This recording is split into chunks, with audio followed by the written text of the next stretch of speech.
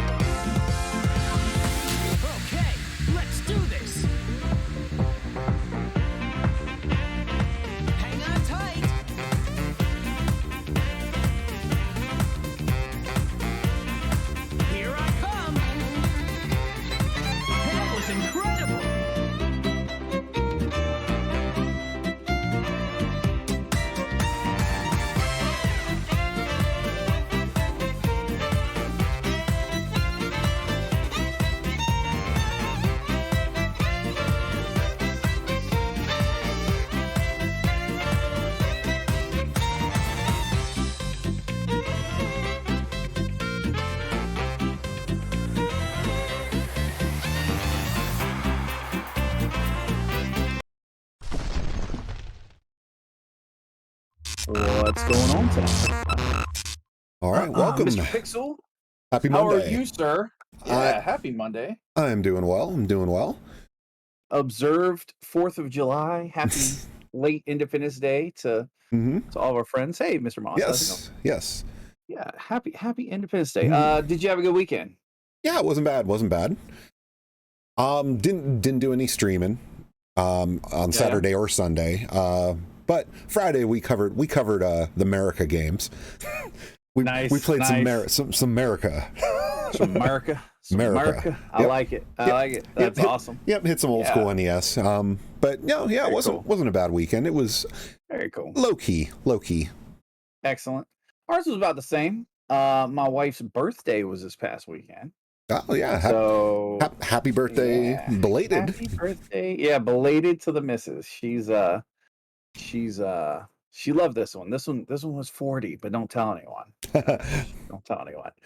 This is the big one, But yeah, no, pretty good. We pretty chill. We got some rain this weekend. We had a lot of rain. Yeah, that's good. Yeah, it was a fun day. I had fun. Yeah. Oh, hey, just a game nerd. Your daughter liked it. I enjoyed it. Daughter liked the intro music. Nice. Excellent. Jamming out. Yeah, no, it was nice and chill. We did the All-American hot dogs and hamburgers nice on the 4th of July, which was cool. And my neighbors put on an amazing fireworks display. So for the longest time here in Florida, like anything that launched into the air was illegal. You can have those types of fireworks. But the missus did. Mrs. 24 turned 40 this past. It was awesome. Yep, welcome to the 40s Club. That's right. Yeah, so they go all out. So Florida, for the longest time, you couldn't even buy anything that launched it to the air. Now you can. I guess it's legal on one day of the year or something like that. I don't know, but the local fireworks stands sell the good stuff now. So mortars and everything else. It was interesting. They set off some pro level stuff yesterday. I'm like, wow, man, this is crazy. No cops were called. Nobody was injured. I don't think anything caught on fire. So we did pretty good. That's what matters. As long as nobody got hurt and it didn't cause any trouble. Exactly. Yeah, and it was fun. All the kids were out doing their thing, so we got ate up by bugs. Yeah, I'm telling you, it really was. Like we sit and they're right across the street from us, and yeah, we got front row seats to the best show in town. So it's awesome. That's awesome. Yeah. Up here, really good. Up here in Ohio, up until want to say a year or so ago. It was actually the similar laws as far as restrictions on fireworks. Like they sold them locally, but you had to like sign the card and say, yeah, I'm taking them out of state to launch them and all that fun stuff. But that's interesting. Yeah, it's been legit now to where you can actually get them. I actually did zero fireworks this year though. Wow, no kidding. Yeah, we had a lot of neighbors shooting them off, but yeah, I did zero fireworks. Yeah. Yep. That's what I said. Next year we'll have to go out and spend a little bit and contribute to the fun. Mm-hmm. I tell you, it's interesting that they exactly. There was a ton of rain for us yesterday, but I think it's interesting that Ohio was cool with collecting the sales tax on selling them, but not cool with letting people shoot them. Yep. And that, and I have to say, it's like, and that's kind of what you saw going on a lot because we're Northeast Ohio, so we're in the borderline of Pennsylvania. People come, I'll go there and be like, oh yeah, we're taking it to Pennsylvania. Right. Like, wow. It's like, yeah, I'm pretty sure you're not, but yeah, like, yeah, that's interesting. That's very interesting. Let's see. So you played some America games last week. What else did you play last week? We went through Gremlins 2. I know you stopped in for the one stream. Yeah. Yep. Got back in there and finished off the boss on the final boss. So nice. Yep. Capped that one off. And what did we roll on to after that? Wow, my brain just stopped working there. I can't remember what we played. I can't remember what we played after. But yeah, we've been doing NES lately though. Nice, very cool. Just been on an 8-bit kick. I've been playing Apex with Draka a lot. Apex has been good. PUBG gets an update this week. I'm pretty excited about that. Brand new map. Should be fun. And the old Red Alert 2, firing up some old Command & Conquer. Old Red Alert 2, which has been so much fun. It's been good. My favorite part about that game is the cutscenes. Oh man, I love them. The B list of actors and actresses that were in it. And some of them went on to have decent careers and are still acting today. And it's funny. She says, "Yeah, Special Agent Tanya has a special place in my heart." Teenager me really enjoyed Special Agent Tanya, so we'll just throw it out there. Let's see, still playing Breath of the Wild. My kids are super into it. They're loving some Breath of the Wild. I barely get any time on the Switch anymore. I can get my own Switch apparently. So with your Breath of the Wild run, so where are you progress wise? I think I have 2 of the Divine Beasts. My kids just talked me into getting. I was gonna wait to get the expansion until after I beat it, follow the progression. The kids were like, no, don't do that. So we got the expansion. So I'm like 2 Divine Beasts in. I haven't got the Master Sword yet. I've unlocked the full map. I don't know. Okay. I'm at like, I'm getting there. Mm-hmm. Probably, I'd say a solid midpoint. I've had some interesting times watching on YouTube some of the speedrunners of that game. Oh my gosh, it's nuts. There are people that like just spawn in, get off the plateau, and it goes straight to Ganon. And I'm like, what? Like, are you serious? Like, I'm gonna use a shield to beat this game. I'm like, what? What are you talking about? This is insane. But yeah, she has M has she has. So my daughter has all 4 Divine Beasts. She has the Master Sword. She basically has everything she needs. Now she just needs to build up a little bit more hearts and stand. Gotcha. Yeah, pretty much. I'm not shocked by that, but oh, you're right, just a game nerd. We played through Contra. We played through to loop 3. Nice. That's what we were doing. But yeah, with Breath of the Wild, did you see just this week? That was an article I read. Someone found out that you can get the Master Sword before you have enough hearts. Yeah, I saw that with the campfire. Yes. Right? Yeah, I saw it. You can glitch it out. I guess if you do that though, you don't get the slot or whatever, right? Like so you can still go back and do the quest with it. Mm-hmm. So that's interesting. There was a way to do it before that with the Yiga clan member. Oh, really? Yeah, so if you get a Yiga clan to surprise attack you and then have them follow you all the way back through the woods, they will pull it out of the block. You kill them and you drop it on the ground, you could take it. So, Yeah, yeah. so how exactly are they worthy? But you, Yeah, but you right, aren't. right. That's what I'm like, what is this? Like this is crazy. Like, come on, man. Like this is nuts. But yeah, I actually I have not put a ton of time in Breath of the Wild. Yeah, the kids keep hogging it. And I've been playing other stuff too. Mhm. I hope this week to beat Red Alert. That'd be really cool. Definitely playing some PUBG with the new map. So my wife and daughters went to the library, which I'm so thankful our library actually does rent video games and stuff still. It's like one of the last places on the planet I think you can. And then when the games get old or like they're for the old consoles, they always sell them for cheap. So it's Oh, awesome. It's oh, that's great. cool. So they picked up this Wii U game, kind of pertinent to some of our discussions later, but Runbow is the name of the game. It's very interesting. So it's a puzzle kind of strategy. Think of like Limbo meets Super Smash Brothers, maybe. So the platforming and stuff you have to do, each platform has its own color, and like the background will change colors. And if the colors match, it disappears. You can't land on it.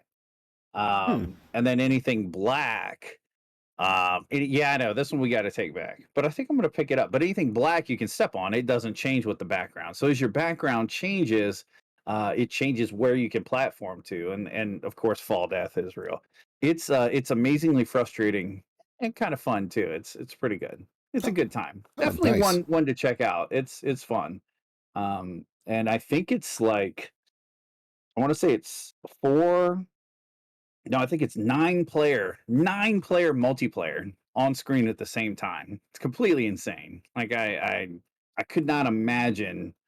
Um, yeah, figuring it out and remembering where to go is Hmm. definitely a pattern game. But yeah, nine players at the same time. Because of course, if you run into each other, you bounce off each other, and you can smash into people and mess them up. And so it's kind of a race. That's where the Smash Brothers aspect comes in, I think. So I gotcha. it's good. It's good. Yeah, it's a That's cool. cool one to check out. But no, other than that, I haven't really gotten into anything new lately. It's been kind of a slow week. Um Hmm. yeah. I've been Haven't really played anything new. I've been doing a little bit of off stream, but I've been playing Tetris Effect. Nice. Like Nice. I'm like, oh, I could go for some Tetris, and I always hear about how cool Tetris Effect was. I don't know. Sure. Have you seen Tetris Effect? I've seen it. A buddy of mine streamed it a couple times. Yeah, the fact that everything you do with the Tetraminos affects the sound and like the Right, visuals a right. little bit. So Right, as you right. make lines, as you rotate the pieces and all that stuff, and as you Yeah. create more and more lines, the backgrounds shift and change, and the music changes. Right. So Like immersifies you. yeah, and I Yeah. gotta say, it's like I'm like, oh, let me check this out, and I played it for like a little bit, and then next thing I know, an hour and a half went by.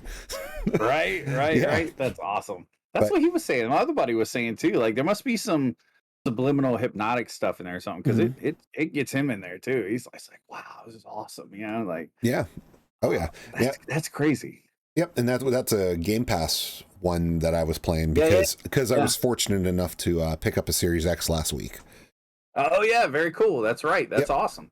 Um, Yeah, I've actually heard. It's funny when the guy I saw is the Radjunk guy that hangs out with us.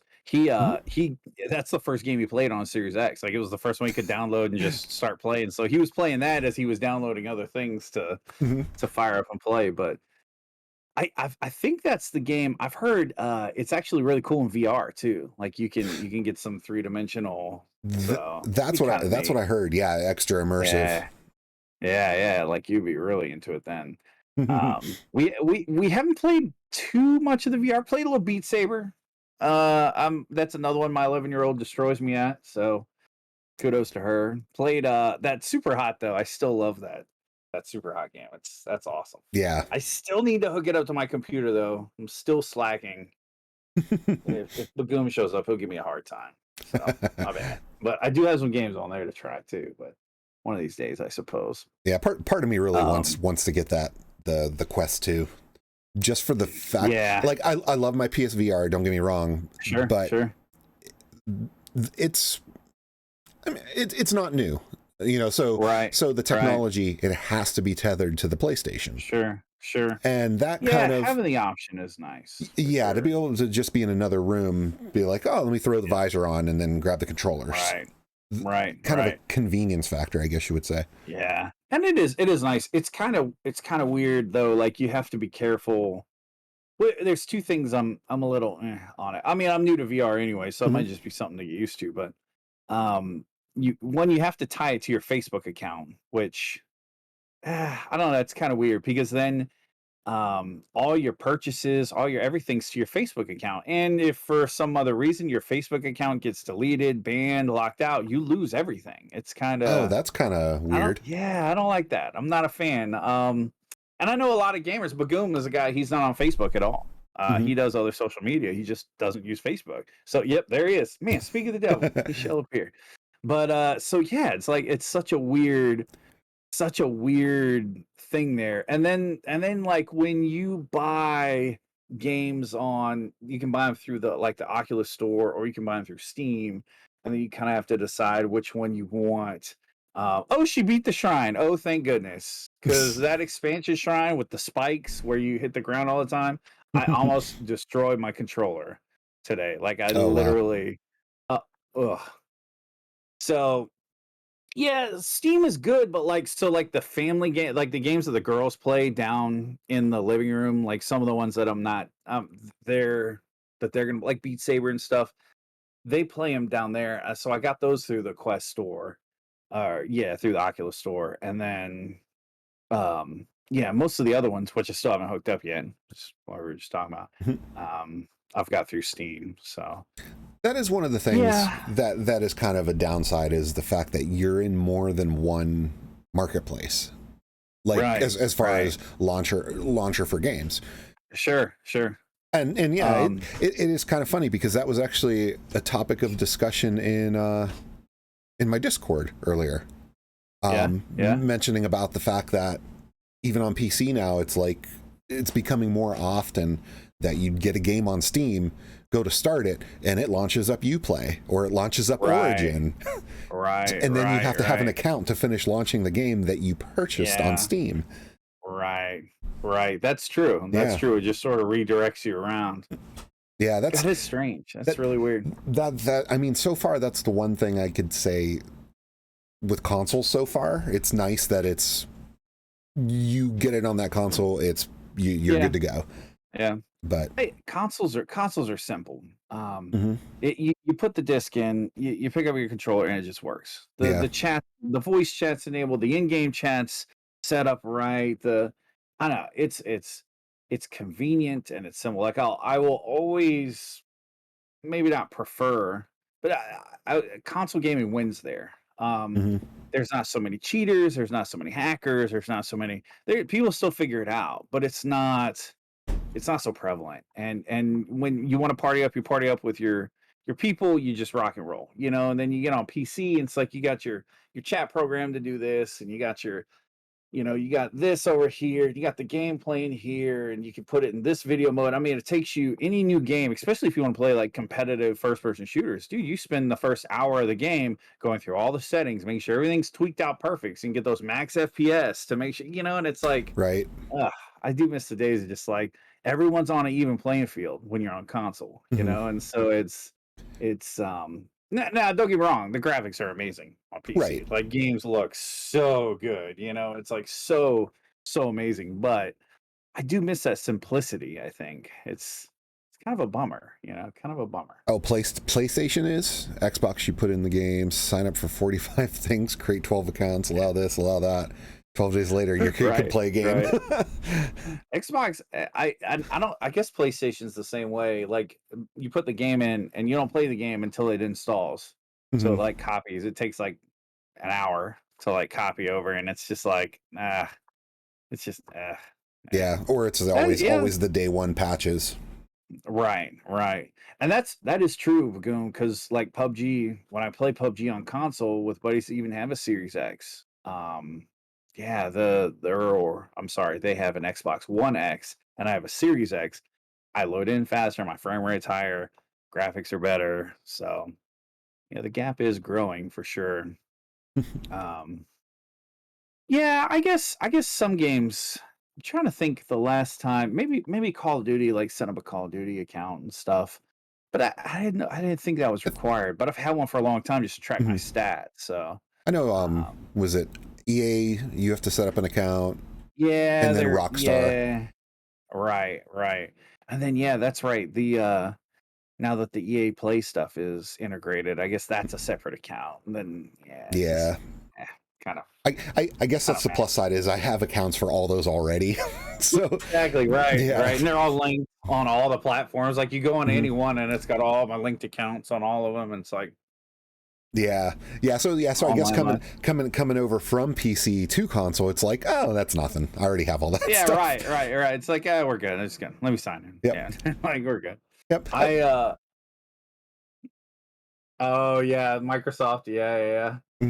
Mhm. That's true too. Cause I mean, I don't know. They say Windows 11. Hey, Tavari, how's it going? They say on Windows 11 that you're gonna have to have. You can't do the offline accounts anymore. Everything I've read says you're gonna have to have a Microsoft account to use Windows 11. So I'm curious about that. We'll see how Yeah. that goes. Yeah. Really. We're Wow. awesome. We're doing yeah. It's one of the things I'm read. I'm like a lot of times they say that. Mhm. I think most of the rumors that are put out there by yeah, no kidding, right exactly. I think most of the rumors that are put out there before something comes out are put out there by the creator of the product just to try to let's see what people really Mhm. think, and then all of a sudden they're like, oh no, we were never gonna do that, like right, like oh no, those were just rumors. So it'll be Yeah. interesting to see. Yeah. I was gonna say because Um, no school system will adopt yeah, Windows 11 then. right, right, yeah. There's no way, and I don't understand how so many places use like group accounts and things like that, and it Hmm. just doesn't. Yeah, and so many standalone systems. I don't get it. I Right. don't I don't know how they're going to be able to do that. And maybe they'll have special use cases or something, but Yeah. I don't see it. I know they're just I don't trying see to. it. I know it's just them trying to unify everything together, so that way it's like you Sure. have the one account. It's your Yeah. computer, your OS, your Yeah. Xbox. I mean, Yeah.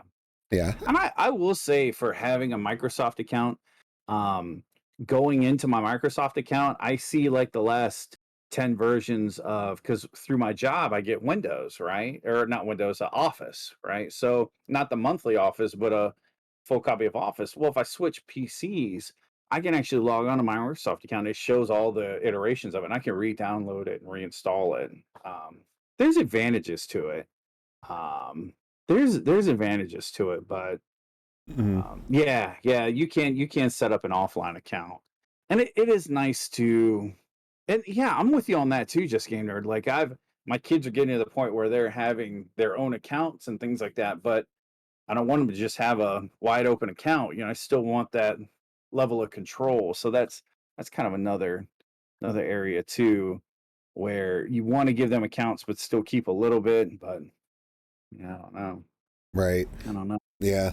Um, But yeah. but we'll see. We'll see. It's always like I said. I think companies put this out there, and I think we see it, um, and we hear it, and then we complain about it, and then they decide what they really want to do. I don't know. It's kind We're of their test group. exactly. It's testing the waters.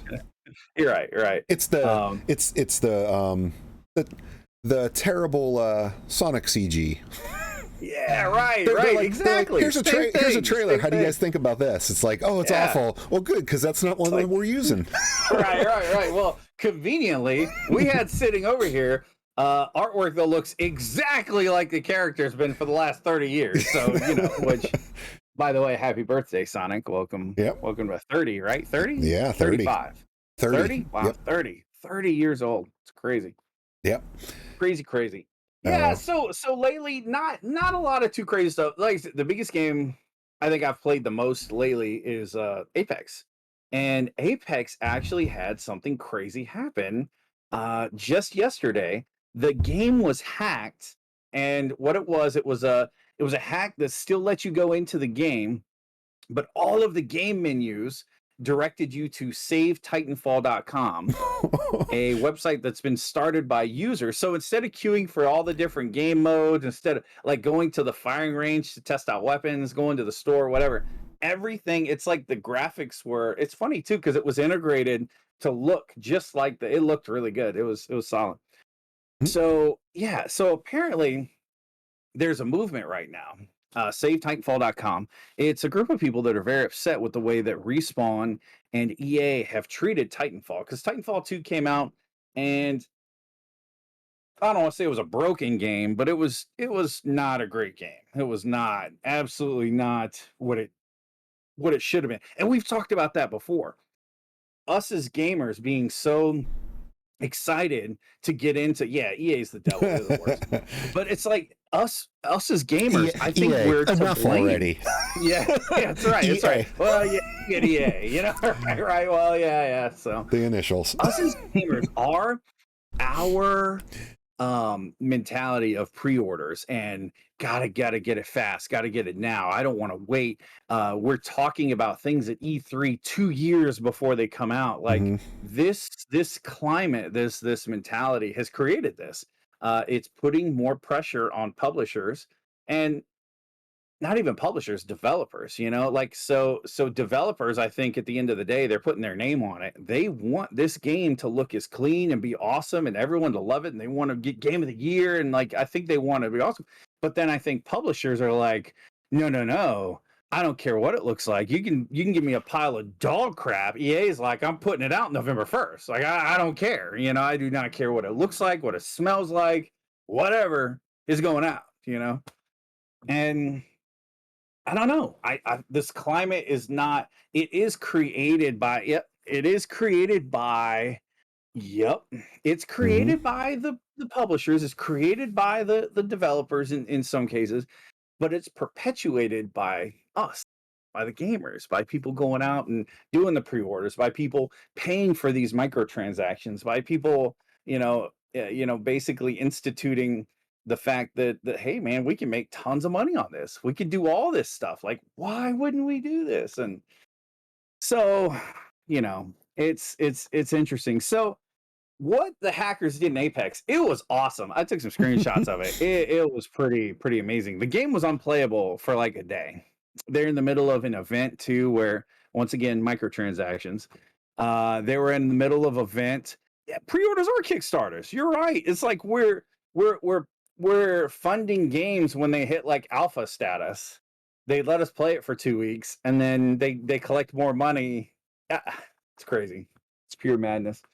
But yeah, so the Titanfall itself, and not to mention, not only was Titanfall a bad game from the beginning, they've done nothing to fix it. They've done nothing to put any money into fixing the hackers, the modders, correcting some of the glitches that the game has inherently.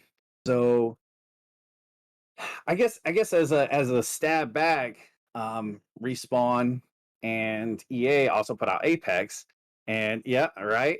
And Apex is huge. They're putting money into it. They're making, and you can't blame a company. Okay, if I've got, if I've got two cars, right, and this car sold 30,000 units last year, and this car sold 300 units last year, like where am I putting my money? Like that's just business sense. Like that's you can't. I don't know. I don't understand. Like I understand their argument, and Titanfall 2 was a disaster, which is a shame because I like Titanfall 1, but you can't. I don't understand the hackers. I mean, I understand it, but I don't think their point got across as well, ruining another game for other people. Um, they did get it fixed. It took them all day though. It was like a full day over a holiday weekend. They planned it perfect too, because I'm sure the response teams were at a barbecue, having a beer, just eat a hot dog, just loving life. And yeah, not for long, but um, I don't know. To me, it's people. Yeah, that's true. That's true. People. I think when people want to try to take a stand against something, you got to be careful that the thing you're taking a stand against that you're doing, your actions are actually taking a stand against that thing. You know, like it's sometimes it can get conveyed, it can get messed up in the translation, and no matter how virtuous your intentions were, it can come across bad. So now what you have is everybody out there in the world that plays Apex is like, screw Titanfall, burn that game. I don't even care, you know. And now EA's talking about, you know, we're just going to shut down the Titanfall 2 servers, Mhm. and it's crazy. Like the backlash could be really bad from this. Um, Yeah, they could I don't know. end up I with don't the opposite result of what they were trying for. exactly, A lot exactly. faster. Yep. And it's not. It doesn't help. I don't think it helps your cause when you get stuck in places like that. But at the same time, I do get it. I understand the frustration. We've all bought a game. Man, Medal of Honor was EA, right? Absolutely awful. Yeah, Titanfall 2 remastered. Yep. It's in alpha. I'm gonna go pre-order it. Hang on a second. I I don't know, man. There's been some bad games for sure. And with that development plan like that, how they push games out in what would otherwise be pre-release form, call it finished and shove it out. It's like, I mean, we're only so many steps away from the companies just actually selling us episodic content. Sure. It's going to be where you don't get an entire game. You're going to end up paying, okay, you're complaining about our game prices. Okay, it's $20. You get the first 2 chapters of this game. You want to play chapter 3 and 4? It's $20 again. Right. And they're gonna. I could definitely see somebody jumping onto some sort of base like that, but sure. I mean, that's kind of what a lot of your battle royale games are doing now. Yeah. Each season, you kind of buy each season. Yeah. And you look at some of these guys. This latest Apex thing, to unlock everything, and now, albeit everything that you unlock is cosmetic, right? So supposedly, although we've had that issue before in games where cosmetic things actually boost damage, and that ain't cool. But and they're always corrected. It was like, oh, we messed up, and a month later, when everyone's bought it, that's when they correct it, right? Yeah. Right. How you accidentally let graphics affect stats? Right. It's like come on. And so man, this latest thing in Apex, it was like $120. $120 to unlock everything. And it's like, man, man, what happened to buying a $60 game and playing it for a year or two? You know, like what happened? You know, it's crazy. And yeah, you're right. And now you're paying the same amount of money for Call of Duty multiplayer. A couple Call of Duties ago didn't have storylines. The new Battlefield's not going to have a storyline. Titanfall 2 didn't have a storyline. Like, so they're not even giving you campaigns. They're not giving you anything that you could do. It's less of a game than what we used to get, and us as consumers are like, pre-order, I'm good, pre-order. And then on top of it, you got to buy the season pass to have any chance of unlocking anything, unless you've got time to play like 13 hours a day, which I don't know who does. But and yeah, actually, RD3, that's exactly what we were just talking about, was that a lot of this is on, yes, the developers, or I'm going to say publishers more than developers, are putting this out. But at the same time, as long as consumers are willing to pay it, if you're a business owner and I'm throwing money at you, are you going to be like, guys, stop. You're going to need to hold on to all that cash. I don't need it right now. I'm good. Yeah, it's like nobody's going to do that. Yeah. So it's really on the consumer to see what this is and see it for what it really is. And I don't know. And unfortunately, they're not being a unified front for the consumer.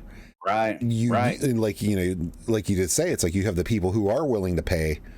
Yeah. And that's going to keep it moving forward.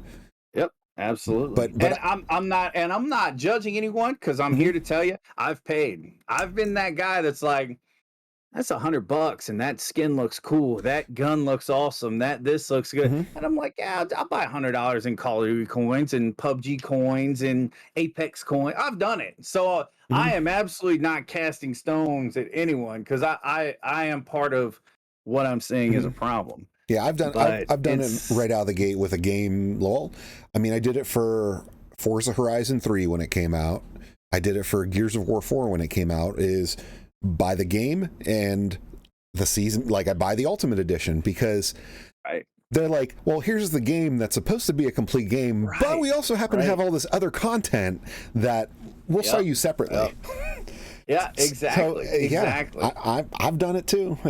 And that's where it started, limited editions, and it wasn't just like you got a sweet statue or a mini fridge or which this room's full of that stuff, by the way, right? It's bad because now it's giving you in-game content, and then every so often, oh, by the way, man, that gun that we got by pre-ordering, dude, it does like 3 times the damage. It's insane. Like you got to use it. It's the meta, and then it gets patched out. Oh, we're sorry. And it's a cycle. It's a perpetual cycle. Oh yeah, you're right, Bagoom. Yeah. Because they did add more stuff later. You're right. Yeah, exactly. It's like, and that's the thing too, is they'll come out, and that's the way Call of Duty gets you. They say Call of Duty with these last two, pretty sure it was the last two Call of Duties, you're never gonna have to buy a battle pass from us. It's gonna be you will never have to do it. So there's a free battle pass. Well, the free battle pass is trash. Like there's nothing good in it, and it takes you forever to climb through, right? And you only get like a third as many things through it.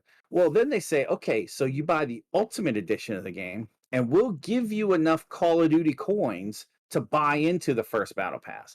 And then if you play through the first battle pass, throughout it, you'll earn enough coins to buy the next battle pass, right? So basically, they're saying the ultimate edition is going to give you a free battle pass throughout the life if you're able to play through the whole thing. And it's kind of like, yeah. But towards the end of the season, though, especially Call of Duty, towards the end of the season, I'm like, yep, yeah, me too, man. Towards the end of the season, I'm like, bro, I gotta squeeze this out, man. I got like 3 more levels to get before midnight. Like it's go time, All right, so it's pushes. It's not a bad thing, but to a point, sometimes it pushes you past the point of fun to where it becomes required to not have to pay out. Yeah, it's like it's a grind. You're like, man, I can't wait to go home and play Breath of the Wild. Oh snap, Call of Duty's on double XP. Bump that, man. We got fire Call of Duty. Like, what are we doing, people? Come on, let's go. And it's just it's not good. Not good. Yeah, just a game nerd. Sounds like every phone game you've ever played where they're like, oh, get this currency. If you do these tasks, you'll get that extra gold coins. Right? Farmville, all that stuff. Like, yeah, it's like, no, you can grow those turnips. I mean, it's going to take you a week. But the special event for turnip growing is over in 5 days. So let me show you about this speed up. Bling, it's like, bling, it's like for only 99 cents, you can quick grow those turnips today, and yeah. Yeah, Mrs. We've had these conversations. Yeah, I've been a victim of microtransactions. I've had moments of weakness. Yeah, absolutely. Dude, there's so many times you get to the point and you're just like, yeah, right. You get to the point. Safari, yes, I've heard that about Genshin Impact. I have heard that so much that game is so focused on microtransactions like that. And I admit, Pokemon Go, I have bought egg incubators. Yeah, sure. I have bought them. All of us have. Yep. If I'm sitting there like looking at a battle pass and in like 10 levels, there's the gun I've been wanting the whole time. And I'm just like, bump it, dude. I'm just buying it. Yeah, I'll say Bagoom's pretty strong. I think you have maybe once or twice. I'd have to think about that. But he's a cheap bastard. He's one of the cheapest I know, man. He's strong. He holds the line. I'm like, all right, I'm doing it. I think it's Bagoom. I'm not gonna lie. Bagoom would never buy that battle pass in Stream Raiders. And yeah. I'm just saying. For real. Yeah, I have heard that about Genshin, that it's very much a cash grab. Yeah, even to I've Um, even heard like even to get the character that you want, like right, you're buying these right, like and it's like a whatever their form random. of loot box thing is. Yeah, Yeah. right. I'm like, that's so messed up. You know what it is? Here's where this psychology started.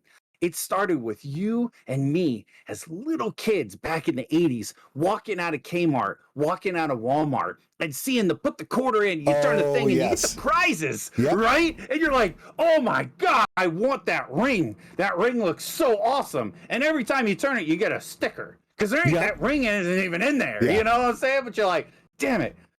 Well, not back then, but you're like, mom, I need another quarter. Can I get 50 cents? You know? Yep. And then now they're like $1 for those things. You're just like, dang, you know, it's so messed up. But cool, thanks for the bits, man. Yep. Hey, I will say You nailed it's that. good, That's man. That's exactly it. it. It's the caps. It's That's where it all started. the gotcha capsules. That's That's where it all started. That's so bad. That's so bad.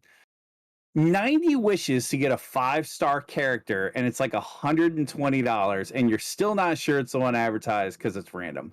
Holy crap. wow. And ladies and gentlemen, let's not forget that's a free game, right? Like it's completely insane. Hey, I'll say just a game nerd. I'm a trained professional at the claw game. I'll say 8 out of 10 times I get the stuffed animal I'm going for. I'm just saying, trained professional. We should do a stream on the go one day and go to the arcade and do the thing. Yeah, these games. This is absolutely and RD3. Yes, this is the this is the way of the future. I mean, this is the way of the present. This is the way it's going to be for a very long time. Because they're making triple and quadruple the money that they were making putting out a $60 game. And unfortunately, the game is half as good as the $60 game was 5-10 years ago. So it's yep, exactly. As long as us the consumers are going out there spending that money on it, they're gonna keep charging. And I don't blame them. I mean, it's business, like I don't blame them at all. Really don't. Um, but so, anyways, Apex Legends lost a little bit of money yesterday because of the uh SaveTitanfall.com community, which I wouldn't exactly recommend anybody go to that site. I did not go to the website because I don't know what it is. I don't know what's there. I assume it's people petitioning for EA and Respawn to fix Titanfall, but could be all kinds of stuff out there on the internet, so be careful. Yeah. Um, but yeah, no, it was funny to see. It's funny that they will see. Yeah, oh, yeah, exactly. I think they're already back at it because everybody that lost, I think everybody that lost the like the time in Apex yesterday, they made it all up today. So it was what it was. Mhm. Along the lines of kind of developers and publishers doing things. So Sony, so remember Rewind, was it probably a month or two ago, they were going to shut Mhm. down the PS3 and PSP store, right? Yep. This is kind of other thing that's kind of interesting. So everybody went nuts, everybody complained, which was actually really cool, because I don't think they should shut down PS3 just yet. PS3 still got some good titles on it. The Vita still has some really awesome stuff. So what they came out and said was, okay, originally it was going to be PS3, PSP, and the Vita store were all going to go away. Um, Yes. Now they backpedaled and said, well, then shortly after that they said, okay, no, PS3 and Vita are going to stay, but PSP is still shutting down. Like PSP, like it's so many generations back, we're still going to shut it down. Um, so I don't know. July 2nd is when the PSP store shut down. from what I read on it. Mhm. But I guess that you can still download things onto your PSP, or not onto your PSP, on your Vita and PS3, as long as they're already downloaded, like PSP content. So as long as you've downloaded at one point, you can still get it. Um, but it's a stepping stone to it's going to be shut down in a year. Yeah, I would assume. yeah, I think it kind of is like how with Steam, when a game gets delisted, even though you own it, you can still get your copy of that game. Right, I think their actual download servers are still functional for the time being. But yeah, no more storefront. Yeah, and it's yeah, and that's true. RE3, like there's no replacement for physical media. Mm-hmm. And every time something like this happens, I think people are always like, "Oh my God, I can't believe it." So Sony said officially, like this is their official statement. They said you'll be able to buy new PSP games on the PS3 and Vita stores, but you won't be able to buy new DLC. So you can turn on your PSP.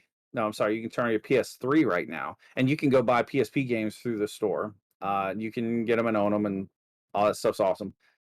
But you can't get DLC for the game anymore. I thought that's kind of weird, right? Like, Well, that would I guess if you that'd require the storefront. yeah, right, That's the only thing I could exactly, figure. Yeah. exactly, yeah, for sure. So, yeah, kind of weird. Um, Minecraft Story Mode yeah, was delisted and is completely gone. wow, that's crazy. I can't say I've ever run into a game that has gone away to where I can't get my copy downloaded again. But That's wow. nuts. I mean, I'm That is sure that's pretty bound to nuts. happen more too, Oh because yeah, I mean, with the push towards digital, I mean, that's going to be one of the downsides. And it's a shame that we're going that direction. yeah, and it is. I think that's another one of those things that enjoy what you got now, because that's absolutely the future. Mm-hmm. Um, I think, gosh, I try to think the last one that, and I'll say too. I think I think that also paves the way for emulation for private servers hosting games. Like there's still OG Xbox servers out there where you can go play original Halo multiplayer. Um, you can do a lot of things, and it's yeah, it's a shame that it has to go that, but I guess it is kind of cool that it's spurring the innovation Mm-hmm. to create the new thing. So that's kind of neat. Um, yeah, that's true too. Your Steam games having to have Steam up. Some games too, if even if I try to close Steam to like try to free up some resources, it doesn't. And Mm-hmm. then I'll tell you too, a lot of times I'm playing a game, something's just not right. It's not acting right, it's not doing right, and it's not a problem with the game, it's a problem with Steam. And I'm like, I have to shut down Steam and restart Steam to get back into the game. It's crazy. It happens a lot on PUBG. Uh, I don't know, man. It's like We've had a few there's you're we just adding layers. we've had a few times with our Borderlands runs. Mm-hmm. Yeah, Yeah, that's true. That's right. to Yeah, that where was the for same some way. reason we couldn't see one another to connect Yep. our games. Right. And it seemed like yeah, because that was one where like some of the Borderlands games you could get them through what was the other store? Steam, and was it Origin? Or Is it Origin? Epic. Epic, yeah, Yeah. duh. Epic, yeah. So yeah, so it seemed like the people that had it through Epic, and I've even had instances where yeah, Epic. I've had instances where the people with it on Epic could play, but the people on Steam couldn't play. Mm-hmm. Like, cause like the Steam link was down, or the Steam's, and I'm like, wow, like that's so messed up. Like, Yeah. it's crazy. We just need to fast forward like 200 years to get to this like Star Trek utopia where like there is no money, we're all just doing things to get smarter and better and enrich our lives, And so, of course, I don't know how much the Call of Duty kids today have fit into that utopia, but that's fine. So a lot of angry Call of Duty people out there, guys. Like, just I'm just saying, like, it's rough. Okay, so this will bring up kind of an interesting conversation. talk about digital things on your consoles at home. So the Wii U and the 3DS. Oh yeah, yeah. Just a game nerd. Real quick, Mhm. I will tell you the whole game is installed. The full game. In fact, a lot of times you can just go straight to the game launcher and do it. Except for Steam. Steam does not let you. Unlike all my other installers, it seems to I can play them without the launcher. But Steam has that hook in there where it's like you have to have it, and it's just sucks, man. It's awful. But so Yep. so the Wii U and 3DS, obviously older consoles. I don't sidebar for a moment. So the 3DS, I still like my 3DS. I still enjoy popping it open, playing Mario and stuff, especially on trips and things like that. Oh Do yeah. you think they're trying to make a Switch style, like with the Switch Lite? I think it needs to be a little smaller to be like 3DS. But are they trying to get this like one console that's portable and local? I th- Like, I I, don't know. I think that is their main goal is the Switch is Yeah. going to be their platform. Just Right. that ecosystem is going to be what their console is going forward, handheld and home. Right. And So the days of handhelds I could think be it's going to be over. the Could be Lite kind now. of short, huh? Yeah, Yeah. yeah. I Wow. think that's going to Wow. be the Switch Lite. Yeah, Is going to that's take that crazy. place. I would be really shocked if they came up with something that would step in place of the 3DS. Yeah. I almost feel like you have to. Hey, Draco, welcome, buddy. I almost feel like you need something a little smaller than the Switch Lite Mhm. to me, like just a little small. And I liked the collapsibility of it, the protection of your screens and things like that. Um, I don't know. I'm. It'll be interesting to see if that is the way they go. Now you That's one of give the. me a 3DS like size that Uh-huh. can play Switch games. Oh yeah. I'm interested in that. Like that's kind of cool. And especially the one thing that'll kill me though, so like I play now a lot of airplanes have Wi-Fi now, but a lot of my work trips I fly, right? And that's usually when I break out the 3DS because I don't have internet on some of these plane rides, if you don't want to pay for it, which I don't ever Mhm. want to pay for. So 3DS, I could just, you know, it is the Switch and like cloud saves and stuff like that. Is that going to, how's that going to work? I guess if you sync it up before you, go To, offline. to my But understanding, then, the cloud saves are like how kind of how Steam does theirs, to where mm, it's saved local also. It just right, uploads a copy of it. So sure, so yeah, so sure. you don't have to be connected for. Okay, good. Yeah. Okay, good. Because like I'd still like to be able to, like I think the size of my phone, like, and it's a S21, right? Mhm. So I think the size of my phone would be the perfect size screen, but I would still like something collapsible, right? Something that gives you the protection. I can just toss it in my bag, not worry about it, throw it in the backpack. I, I gotta say, I mean, I have the. Do you have the regular 3DS or do you have the No, big one? I have the larger one. Yeah, Yeah, yeah, the I XL. Yeah, I gotta say, because my daughter has a Switch Lite, and I gotta yeah. say, it seems, just looking at it, it seems pretty darn close to that top part. Is it? Is it Yeah, really? Really? I've never actually held a Switch Lite, so that's yeah. interesting. It it's close. It's Yeah, gotta be yeah. pretty darn close. Nice, It's nice. bigger on So yeah, I the bigger guess side, but pretty close though. right, But yeah, right. you're right though. And The whole clamshell is probably my favorite thing about it. oh yeah, absolutely. I want to be able to close it up, throw it in the bag, Hmm. not worry about getting all scratched up. And man, I'll tell you gosh, the Switch Lite, it is kind of cool to have some sort of docking capability to be able to play on your TV in your hotel room or, Hmm. on the road type thing. That's kind of cool. Which I remember in high school which we would which take a unfortunately the Nintendo light can't 64 do. with us on the road. Yeah, right, Yeah, right. That's you're stuck right. So handheld see, only. yeah. That's interesting. Yeah, I'm surprised somebody hasn't hacked that yet. Because it's still a USB-C port, right? it is a USB-C port, but yeah, Interesting. Not with the video capability. yep, Someone's gotta hack that. yeah. Yeah, I could see that. Having the larger screen, being able to travel. I could see people playing it. Yeah, in high school we put our we took a Nintendo 64 on the road and we were playing it going down the road, a little power inverter. It was good Nice. times. Fun. Yeah. But yeah, so like the and with the Switch too, the one thing it's like, as far as it being a replacement for 3DS or even the DS and the, the touchscreen stuff, it's like people forget the Switch is touchscreen. right. Right. I don't think I've played a single thing on the Switch that required touchscreen. Yeah. No, don't get me wrong. Nintendo don't do that. Don't make me have to use touchscreen. Just like don't make me have to use motion controls. but yeah, people forget that it's touchscreen. So I mean, they could, if they really wanted to, port games over to it.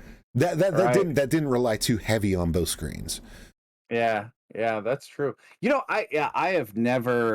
I have never really used the touchscreen. I think I did it the other day, like scrolling through the menus. Mm-hmm. I don't know why even. I think the only time I ever do the touchscreen is because I'll hold the Switch, I'll hold the power, and then I hit turn off with my thumb, and then put it back in its case. I think that's as much touchscreen it gets. Crazy. Yeah, RD3. Yeah, that's awesome. You didn't know? Yeah. Hey, this is what we do here, man. We teach the masses. We're just giving out great information, Dude, I'd say I never use it. I never do. Yeah, the motion controls. Yeah, even trying to shoot an arrow with like the Pro controller in Breath of the Wild, I'm like leaning and like, not a fan. I'll tell you what, the only time is, as far as shooting the arrows go in Breath of the Wild, I could do that when I'm playing in handheld mode. Because you're still looking at the screen, so it's like your view. Yeah, the screen's moving. Yeah, right. Yeah. But yeah, with it on a separate display, you just feel awkward moving your controller. I look like my mom playing Super Mario Brothers. I'm like, every time you jump, the controller has to go like that. Yeah, that's right. You gotta. Here we go. Yeah, it's bad. It's bad. It's not good. Not good. Yeah, motion control is just a little different. I haven't tried Pokemon Snap, so maybe it's cool. Yeah, I haven't either. Not the new one. But yeah, so the Wii U, I did not. So the 3DS, okay, I could see it going away. The Wii U, gosh, I didn't really. I didn't own a Wii U until about a year and a half ago. Oh, okay. Buddy had a bunch of them, and I got it on the cheap, and it was cool. And I'm an original Wii U owner.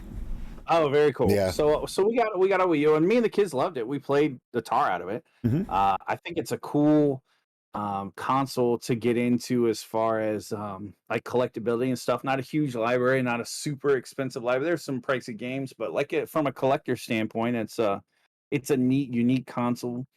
To check out. It's kind of like Nintendo 64. I think Nintendo 64 only had like 260 titles on it. But yeah, it's different. Mm-hmm. But yeah, so Netflix, this might get you to RD3. I don't know. Netflix is no longer supported on the 3DS and the Wii U, which, when you first say that, I think a lot of people are like, oh, I had no clue Netflix was even on those consoles, whatever. But the cool thing, the thing that bothers, I guess it's kind of weird. The Switch still doesn't have Netflix support on it. So the Wii U lost it, but the Switch doesn't have it yet. And it's kind of strange. Switch is Hulu only. So it's kind of weird. So this kind of brings us to our maybe unpopular opinion of the week, and this week it's all on Pixel there. Yeah, so blame him. My unpopular opinion is I don't need streaming service apps on my video game consoles, and I don't think they have a home there. Right? Focus on games. Right. Don't worry about apps. So I have had so many people tell me. In fact, okay, so I collect retro, right? Mm-hmm. I have bought so many Xboxes from people, and they're like, well, the only reason I had this was for Netflix anyway. I didn't do it. And I'm like, dude, there are so many cheaper ways to get Netflix than going out and buying a $200 Xbox One. You know, it's like, dude, like what are you doing, man? Like, this is madness. Yeah, nah, Jack, I'm telling you, man, I hear what you're saying, and I still, yeah, I'm not even for it. even though my consoles have. Okay, so first let's talk about this. Tavari, first off, that's crazy. I didn't think about that. You can't get Hulu in Canada, and that's madness. We gotta set you up with a VPN because Hulu's awesome. I like Hulu a lot, and I'm sorry to my Canadian friends. So listen, all right, look, I'll tell you,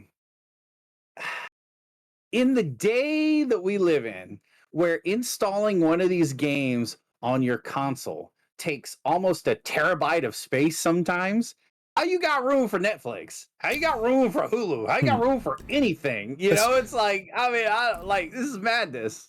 This is complete insanity. Especially my argument too is especially for like the Switch and the 3DS. Why do you need Netflix on those? Because they're internet reliant. Right. These devices don't have their own cell service. Right. Not to mention, who would want to really pay for that much data? Yeah.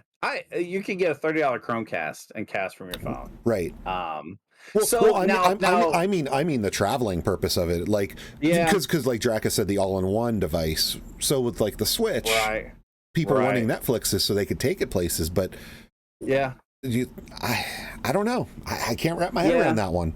Yeah. My car has a receiver in it. Actually, you said something kind of interesting. So the PS2, my truck has LTE in it. Yeah. Right.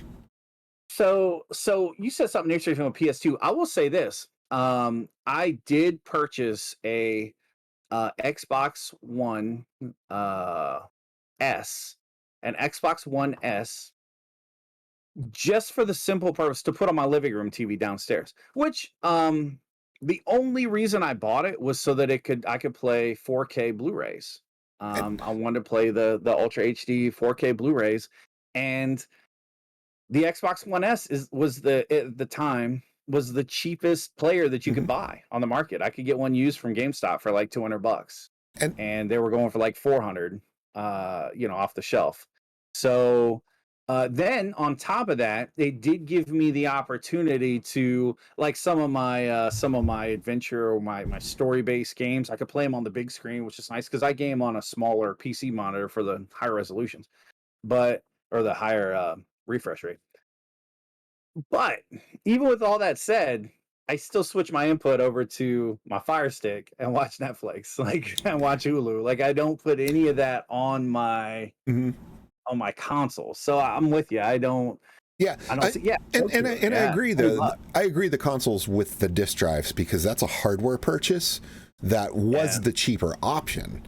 Yeah, the HD DVD. But you're not buying. Yeah, you're not going to buy. It's like, well, I really want to watch Netflix on my TV. I got to get a Series X. Yeah, right. And it's like, I don't know. I guess in the beginning, it's all it is another marketing thing. Oh, here's hold up. I'll be right back. Just because I saw something in chat, I got to do. Continue. Okay. So here's what it is. It's like, I feel like it's a marketing type thing where, exactly. So I think what the console manufacturers were doing, they were trying really hard towards the beginning of PlayStation 4 and the beginning of like the Xbox One. I think they really wanted to. They're like, you know what, we're gonna have this one-stop entertainment. Like, we're gonna have not only an Xbox or a PlayStation, but we're also gonna have a Fire Stick. Like, it's gonna have everything that you can do in those consoles built right in here to this. And it was a marketing ploy. Oh my goodness, look at this. Ladies and gentlemen, that's an antique right there. Yep. Holy cow. You still got any of the HD DVDs to go with it? I have a stack of them, and then the only one I just grabbed out was this was my pack-in. Oh, awesome. That was the one that was my pack-in. What a great one to have too. Yeah. I probably got another I don't know, 15 or 20 of them. Oh, that's awesome. That's awesome. I would go grab my CDI and bring the CDI movies over, but nobody wants to see that. So they've been doing this for years, right? The CDI was the same way. It was like playing all these sweet movies, you know, but yeah, I just saw an I HD DVD in the chat. I'm like, oh, hold on. I had to go grab it. That's awesome. No, that's great. I'll tell you though, I don't know. I think what happens is I think people purchase consoles and they're like, man, I could just turn on the TV, and it can be my YouTube, it can be my Netflix, it can be my everything, right? Like it can do all of it. And I can play games. And then I think people stop playing games. And then I think people do this, that. And I think today too, you can go buy an $80 TV and it's a smart TV. It's got all these apps built Right. into it.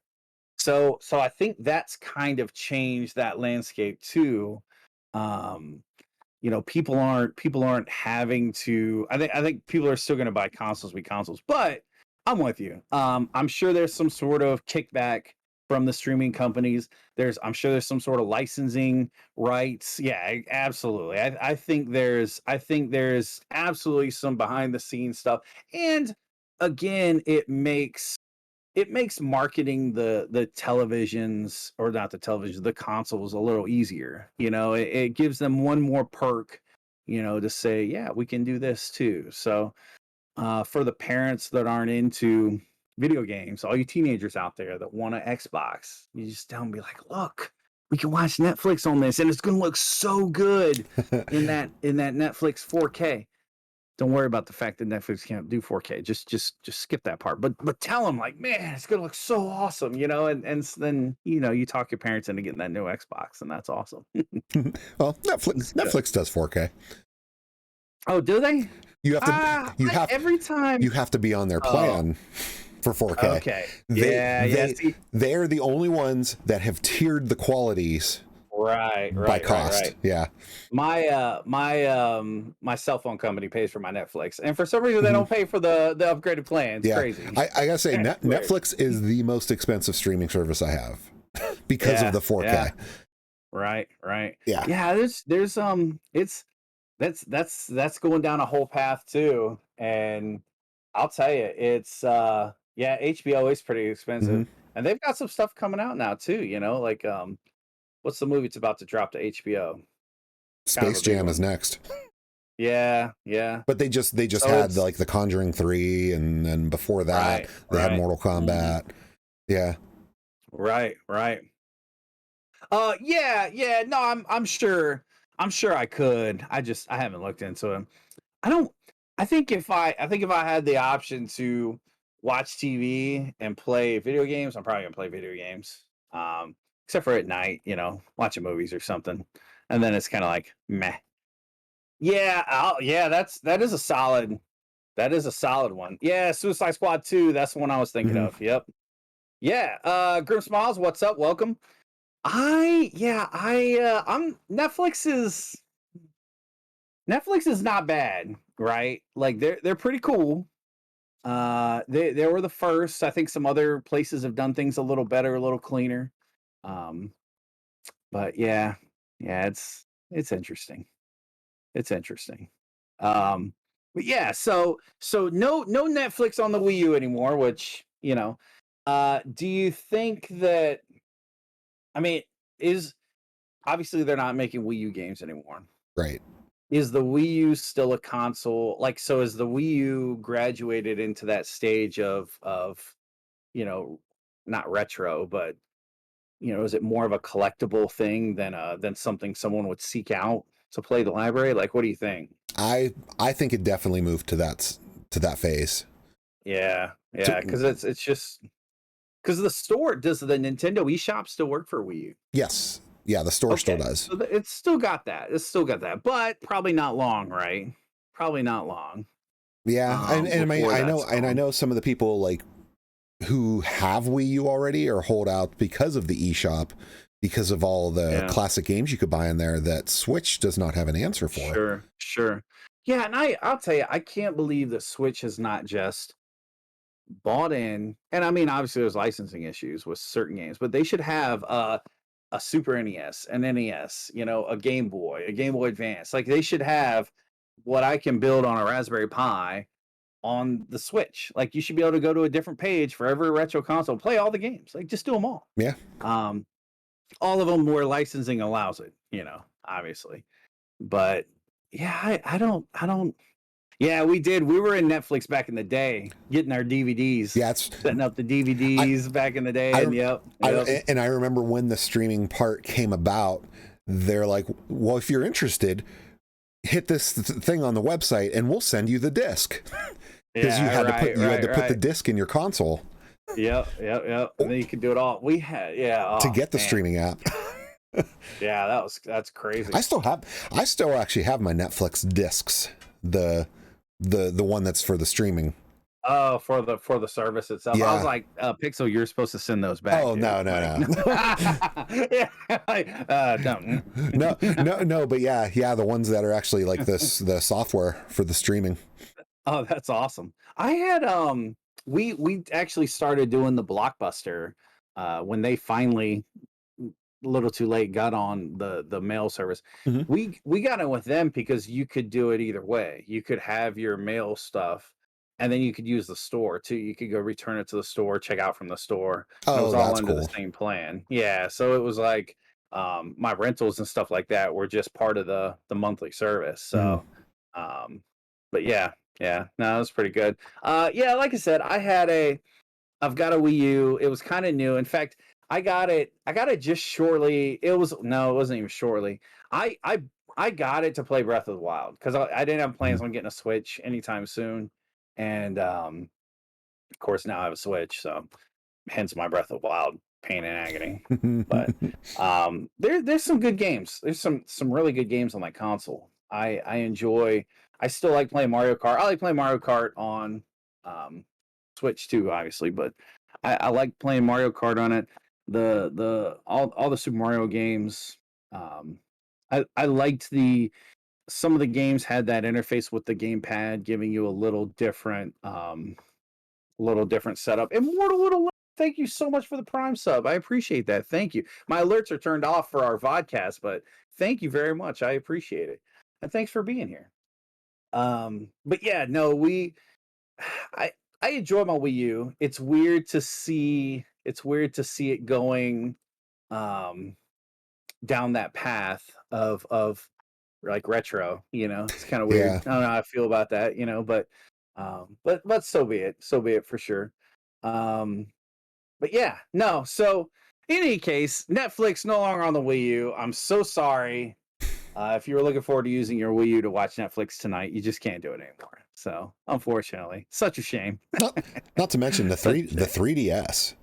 Like, yeah, right. Who's watching movies on the 3DS? I can't imagine anyone that had one of these that was watching movies on a 3DS or Netflix at all. I can't. Yeah, Grim, you're right. I think the Wii U was Nintendo's beta run of the Switch. I think it was there, so they did really cool with the Wii and the motion controls. And then I think it morphed into, okay, let's try out this tablet concept, let's try out this, let's see. And then, with the I think they had success with it. It probably wasn't one of their most successful consoles, but I think between it and the 3DS, I think it ended up, basically having a love child that was the Switch, so absolutely. Immortal Lamb, we're doing good. Let me give you a lowdown. So this is the OG VODcast. Every other Monday, myself and Unbreakable Pixel, we sit down and we talk about current events, pop culture, gaming news, anything fun, tell some old stories, have some laughs, and have a good time. So thanks for being here. And really, honestly, it's a lot of fun when you guys are in the conversation. So I appreciate everybody being here. Absolutely. I love that you guys are hanging out, having a good time. And in fact, tonight's kind of main topic that we're going to get to, RGA Shane actually submitted it to the Discord. So if you do have opinions and stuff that you like to talk about, we do have channels, sections on our Discords that talk about, submitting topics and things like that. So 100%. Thank you so much for being here. Thanks again for the sub. And you stalk Draco all you want. I stalk him sometimes too. It's okay. There's nothing wrong with it. Nothing wrong at all. But yeah, so let's see. What else do we have going on this week? Riot Games that made League of Legends. This is kind of interesting streamer news since we have a lot of streamers in here. Riot Games that made League of Legends just put out a 37-track lo-fi playlist that you can play on stream, DCMA free. I didn't say DMCA that time. So good. Well, you actually, it is Dang it! Oh, I thought I had it right. You actually, yeah, your note's actually wrong. I thought I had it right. Can't ever remember the acronym. It's madness. Digital media. Why can I not remember digital media? Digital Copyright Media Act. I'm renaming it. I'm starting a petition. Ladies and gentlemen, when I say DCMA, I meant, DCMA. So, Washington, D.C., Massachusetts. Yes. So, yeah, there you go. There's the link. Thank you much, Drac. Yeah, so kind of a cool playlist. A little too chill for me. Like, it'll put me right to sleep. It's like one of those I put on the nightstand. Just it would work well. But it would work, yeah, because I browsed through and checked it out earlier on Apple Music, and it would work pretty well for background for like chats, for just chatting. Absolutely. Like absolutely. It would be a pretty solid background for right here. I wouldn't see a place for background of while you're gaming because it seems a little too mellow, but yeah. But definitely kind of cool. So I'm very happy with the fact that everybody's getting into this and creating more things for us to have as streamers, as content creators. So you can use those on YouTube. You can use them. You can use them here. I just picked a random one in the middle. I didn't start at the beginning. Yeah, I just snagged a random one in the middle and was like, oh, okay, this is kind of chill. That's funny. I didn't start at the beginning either. I checked at the beginning. What is that? You know? I checked probably 5 or 6 tracks, but just at random. Yeah. But yeah, me too. That's funny. But yeah, it doesn't sound bad though.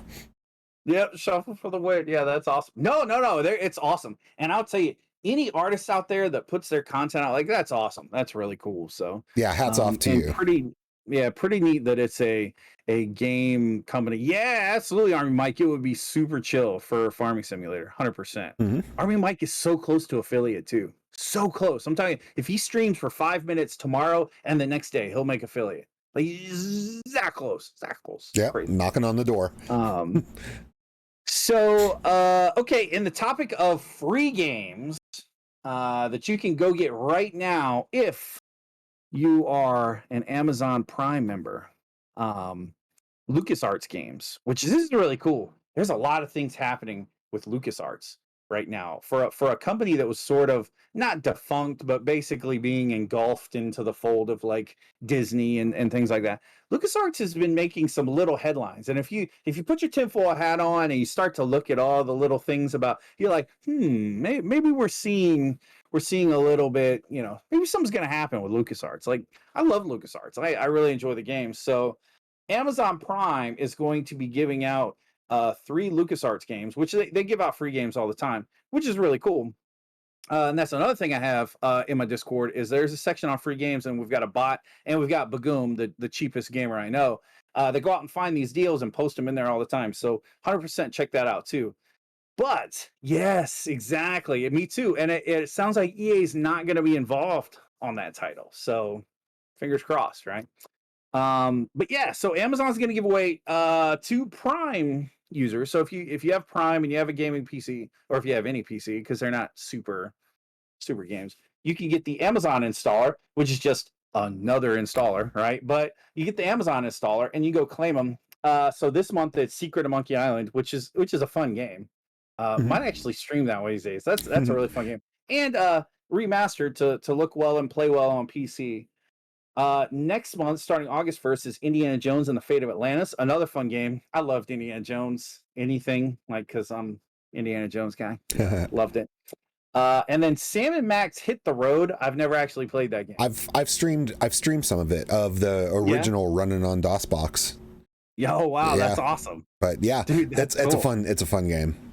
Yeah, they're very simple point and click, movement, like nothing too crazy. So So yeah, oh yeah, dude, I love Indiana Jones. Yeah. Yeah, what was the name of the Tetris game? It was Tetris Effect. Effect. Yeah, EFFECT. It's on. I think it's on the. It's on Game Pass. You said it's on Game Pass from the console side. I don't think it's from the PC side. Yeah, not on PC side. Gotcha. Yeah. So LucasArts is also on top of that. They're going to yeah, we'll set it up on my Xbox Blu-ray player downstairs on the TV. We'll get all set up for you. No problem. Just got to make sure you play that story, whatever the story mode is, because that's where all the cool stuff happens. That's where it's good. Yeah, that's awesome. That's cool. But yeah, they're also going to remaster some games, and I don't specifically know the games. I think they're committed to 2 or 3 for Game Pass. So a couple of their older classics are going to get remastered and put on Game Pass this year. That was one of the E3 announcements. But again, it's like I'm seeing all these little things about LucasArts all over the place. I'm like, like this is interesting. Like I feel like maybe I would love to see Disney carve off a section, kind of like Pixar almost, like kind of just, keep them under the umbrella, but just let them kind of do their own thing, like not to, because LucasArts back in the day, they did some cool stuff. And I would very much love to see some more.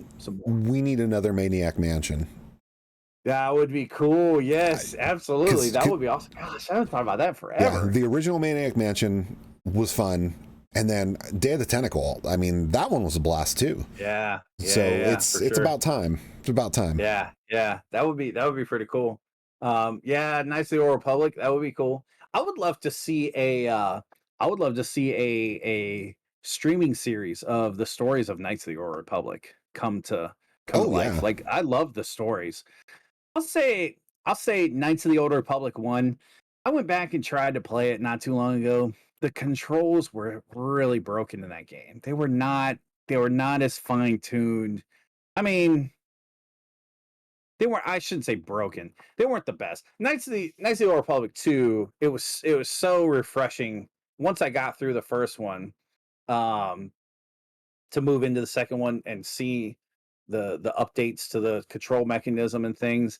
It was nice from a gameplay perspective.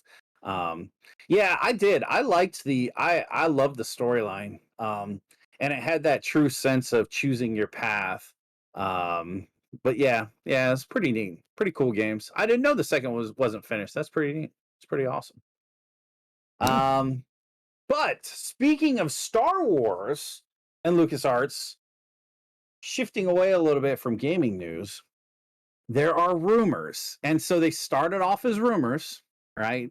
And everything does. And what we were talking about earlier, I feel like rumors are put out by publishers and things to like test the waters, see what's happening. So, all right, tinfoil hat back on. Everybody get your tinfoil hats back on. There is a rumor that there is going to be a reboot of the last Star Wars trilogy, and it's getting a lot of coverage right now. It's just sort of, and I'm talking about it started like 2 days ago, and it's kind of blown up. And so what the basics of the rumor are now? So they're going to do is like a retcon, and it's going to be like a retcon miniseries. So each Star Wars film. So to be clear, we're talking Force Awakens, Last Jedi, Rise of Skywalker. Absolutely. Yep. And so for each of those movies, it would be a 10-episode miniseries, and it would be run by George Lucas, right? But it would be Jon Favreau and Dave Filoni coming back in to do the storyline and the storytelling, which it would have me excited. Like those guys, I love all the products. I'm loving Bad Batch right now. Mandalorian I loved. All the animated stuff I really enjoyed. So it's now. So they're saying too that so it's 10 episodes per movie basically. I can envision this coming to their Disney Plus streaming source. Yeah, it was a good one too. I liked it. Things are happening. George Lucas will be involved. They actually have unused footage from the movies of Han, Leia, and Luke that they would incorporate into it. But that's all we know. That's not a lot. So this is my question for you, Pixel, and for everybody watching. Is it okay to take a huge franchise like Star Wars and reboot it right after you close it out this soon? The fact that it would be rebooting what is probably the most highly criticized trilogy of movies, and before you lay anything down that takes place chronologically after, maybe it is a good idea to correct the course. To just do it right now. Yeah, especially thinking of it being a series and the rumor being, 10 episodes. Even if those episodes were even if those episodes were 20 minutes apiece, you're already past 3 hours. You're gonna get more plot development, like more just every development. And there's no way that they would only be 20 minutes. They'd probably be half-hour episodes. No. Yeah, or if not an hour. I mean, if they went straight to streaming services, I could see an hour long. Especially if they took that mini series. I could see it, not so much a TV series, right? Right. I could see it probably following like how your typical like Loki, Falcon, Winter Soldier, to where we're hitting the 40-minute, which would be blocked for what a typical hour show would be. Yeah. Sans commercials. Exactly. Commercials. Right. So okay, Draka. So when it comes to leaving it alone, did you feel the same way about the Schneider cut of, Justice League? So, because I feel like the Schneider cut of Justice League, well, not really a reboot, right? It was a retcon, though. It did kind of wipe out some of the stuff. It definitely changed at least the feelings and the mentality you had. The storyline stayed the same, basically. But yeah, I do wonder if, I don't know. For me, it's, man, that's tough. It is tough. It's tough to take something, and Grim, I hear you too.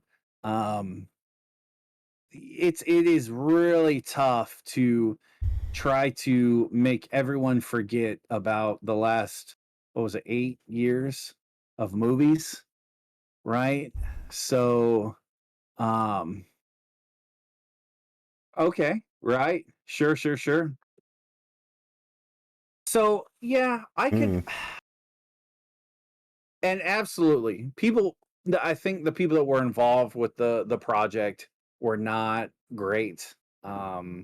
They were not they were not the people that should have been involved on there. I did not mind. I don't have as much hate for the last 3 Star Wars movies as a lot of people do, but the last movie in particular left so many things open. It did not close anything. It didn't do justice to the story. I loved some of the characters. I loved Rey, Kylo Ren. I think great actors, great actresses, great characters.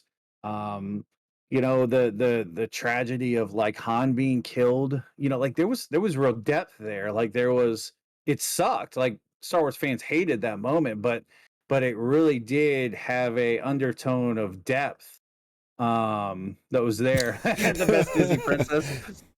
I liked him. I thought he did a good job of showing that torment of someone torn between good and evil. Like I think he did a really good job of someone that literally voices in his head telling him to go multiple ways, And so I could see some of them coming back.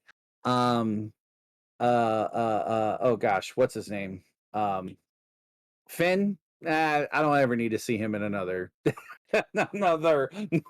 acting role ever again. I did not. Especially since I don't even think they went the direction they originally intended to go with his character. No, it changed. It changed so much, and it just It was not.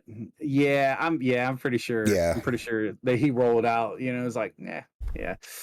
And then what's his name? Oh gosh, the pilot. Can't think of his name. That's how memorable he was. Yeah, it was I know oh my gosh. I know he was Apocalypse from X-Men. Yeah. Yeah, right. Poe, thank you, Yeah, Poe Poe. Dameron. That's it. He was okay. He was all right. So I don't know. I feel like let's pretend they decide to reboot it, right? Yeah, and this is exactly what I'm going to say, Draka. Let's pretend that they reboot it, they retcon it. It's amazing. It blows you out of this world. Like it's so good. Is that going to make you walk away with like, wow, this was great, man. I'm so glad they did that. Or are you just going to be sort of bitter that, you know, they should have done that the first time? Like that's how bad the original one was. And then and look, like the movie or not, a lot of people put in a lot of work on it, you know. And I don't know. It's tough, man. I don't. I'll be honest with you. I don't think it's going to happen. I don't think it There's will a lot, either. yeah, there's a lot of rumors and stuff floating around right now. There's a lot of people getting excited about it. I can't understand how Disney or any major Hollywood production company could just take something that they did, right? And say, yeah, forget about that. That was total trash. Because that's what you're saying. That's what you're saying when you do something like that this quick, this soon after. Mm-hmm. That was garbage. Here, this is what we should have given you the first time. And I don't think Disney could do that themselves. Well, so Final Fantasy VII is a little different because there's a generational gap. There's a technology gap. There's a generation gap. And the storyline because change. in that distance of time, I would fully expect Star Wars to get some new treatment. Yeah, absolutely. Yeah. I think the storyline would change slightly. I think there's a lot of places it needed to change. Yeah, Bagoom, 100%. I feel like the DC movies are that's basically a Schneider cut. That's what they did, you know. And no matter how much I like Schneider cut, even though it took me like a week to watch it, because god dang, that's a long movie. Um, it's still you still look at it and you're like, so is this the movie? Is that the movie? And when you're talking about a franchise where you're going to have canon and you're going to have more titles come off, right? Yeah, Marvel with Hulk, 100%. How do you just ignore those other storylines? I got Marvel with Captain America, I was Human to say, Torch. I gotta right? say with the Hulk thing though, have you seen the new Shang-Chi and the Ten Rings trailer? I have not. Abomination is in it. Oh, that's gonna be awesome. from the Ed Norton Hulk. Yeah, that's awesome. Wow. He's in the trailer. I did hear that there's a spoiler about the new Spider-Man movie too coming out. Oh yeah. I don't know if I want to give it away. If you're not into Spider-Man spoilers, tune away, and I'll get back to that in a second. So, I don't think they're gonna do it. I don't think that you can reboot a series so soon. Yeah, and that's true. And that's true. I can see what you're saying is the same for sure, Dragon, because it is kind of the same. So apparently, the gosh, I forget the actor's name that played Doc Ock in the original Spider-Man, not the original Spider-Man, but the trilogy with what's his name? Oh my God. Who's the first Spider-Man? Tobey Maguire. I keep wanting to say Tobey Maguire. Tobey Maguire. It was Tobey Maguire. Yep. The original Doc Ock, I guess he's coming back as Doc Ock in the next Spider-Man. Which is kind of cool. And apparently he was pretty upset. They're pretty upset that he let that out of the bag. And then apparently Jamie Foxx merchandising is doing, and Jamie Foxx is Electro as well. Yep. Yeah, there's apparently some merchandising things have let the stuff out too, man. It's been crazy. Yeah, Tobey Maguire. Yeah, it's funny. I was sitting there thinking Tobey Maguire. I was like, not Tobey Maguire, but it was Tobey Maguire. I'm bad with names. I'll tell you that this guy was with that guy that was in that guy by this movie directed by that guy, but I can't tell you the dude's name to save my life. Alfred Molina. Thank you much. And I'll say, me personally, I liked him as Doc Ock. He was cool. I thought he did a good one. I thought it was pretty good. I liked no, actually I've not listened to that podcast yet, and I really need to do that because yeah, when you were telling us about that before, I want to see that. Yeah, Sinister Six coming to theaters. That will be cool. That'll be awesome. So will that be before Green Goblin dying? Because I think he played a good Green Goblin too. God, I forget his name too. He's been in 1,000 movies. Yeah, I know, right? I know exactly who you're talking about. Yeah. Yeah. But yeah, that's awesome. Yeah, Willem Dafoe. Yep. Man, that's why, ladies and gentlemen, this is why Mrs. 24 and I have been together for so long, because I don't remember nothing. And I'm like, I'm not even kidding. We've gotten in debates at work, and I like call her at home, like, babe, who is the guy in this movie? And she tells me, she's like, why don't you, yeah, the guy with the eyes, he had the hair, but like not too much hair. It was like a little bit of hair. And she's like, oh, it's this person. I'm like, yeah, see, I told you. They're like, don't you have the internet? I was like, yeah, the internet's not working, so I need to call you. Yeah, the continuum transfunctioner. Yep. But yeah, I mean, with all those Spider-Man rumors and stuff, it's like, I mean, it's supposed to be, well, I guess what we can really look at is if you've been watching Loki, yeah, I think the groundwork is getting laid for what's to come in the cinematic universe. 100%. I can't think of. I think Spider-Man is their best shot at moving forward. I'm looking forward to Guardians of the Galaxy and Thor. I think there's gonna be some cool stuff there. I love the stuff they're doing on TV and streaming stuff. But as far as the cinematic universe, I think your strongest chance to move forward is Spider-Man. At least to kick off the full cinematic. Exactly. To sort of break into it. And I think, and truly is, because it's just not a lot. We've got Black Widow's coming out soon, so that'll be interesting. I don't know. I feel bad because the situation in the world and the way things went down, obviously it had to be this way, but it's like it's so not relevant anymore. I don't feel and I mean, it may turn around and surprise me, but I feel Black Widow is not relevant post Endgame. Yeah. Like that movie should have happened before Infinity War. It really should. It really should have. Like it would have given so much more like depth to her character. She had depth. Don't say she wasn't relevant. She had depth. Like her character went all the way back to like Iron Man 2, I think is when we first saw her playing Black Widow. And so she had depth. She was very intertwined into listen, ma'am, listen. She had depth. Okay. She had, she was always a good bridge between characters. And Bagoom, same 100%. But I wish if they would have done it before Endgame, it would have given so much more depth to her demise. Right. And if you hadn't seen it, I'm not even going to tell you spoiler because you should have watched that shit by now. I'm sorry. I'm sorry. But if no, exactly. Because right now it's just Scarlett Johansson bouncing around in really tight clothes.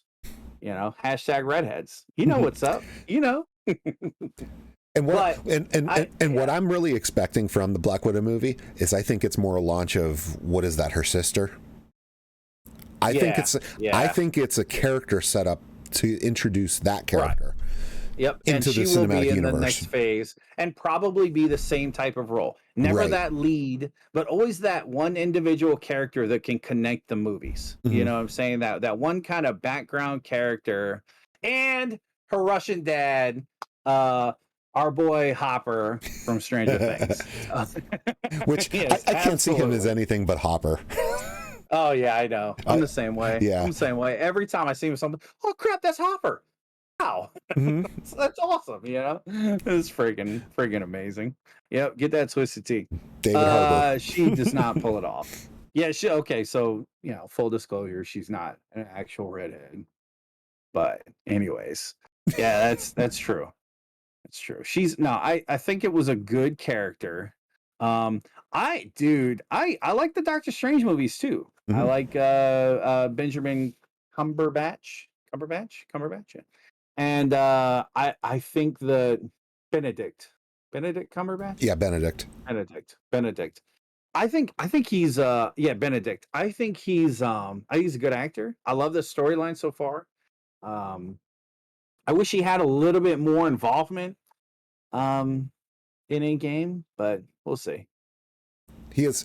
We'll see. I mean, obviously we're riding on rumors right now, but I think he's going to have a lot to do in multiple movies coming up Absolutely. here, because he has with the Loki. The Loki is just changing the whole world. Yeah. Like, you're going to be able to do or shall we actually say the changing the worlds?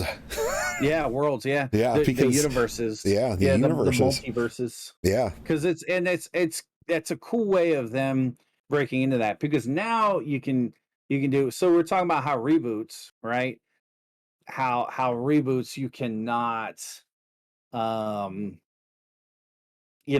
you cannot really just redo, but you can change some things. Mhm. The new Star Treks, the rebooted Star Trek.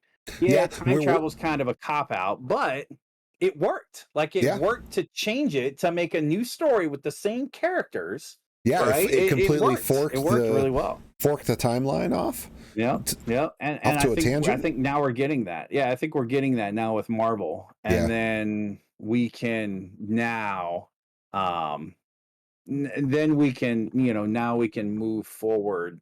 Maybe we get a new Iron Man. Maybe we get a new Captain America. Maybe we get a, who knows? You can do anything you want now. It's basically them opening the door so you can cast new people as new versions of these characters that have since died or retired. Mm-hmm. Yeah, absolutely. So, I think we need Chris Evans' Human Torch back.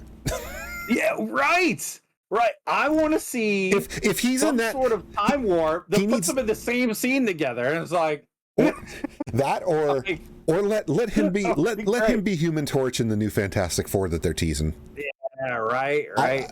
Because his Cap contract ran out and he comes back as Human Torch again. That'd be great. I liked those Fantastic Fours. I thought the casting was pretty good. Yeah. I liked them.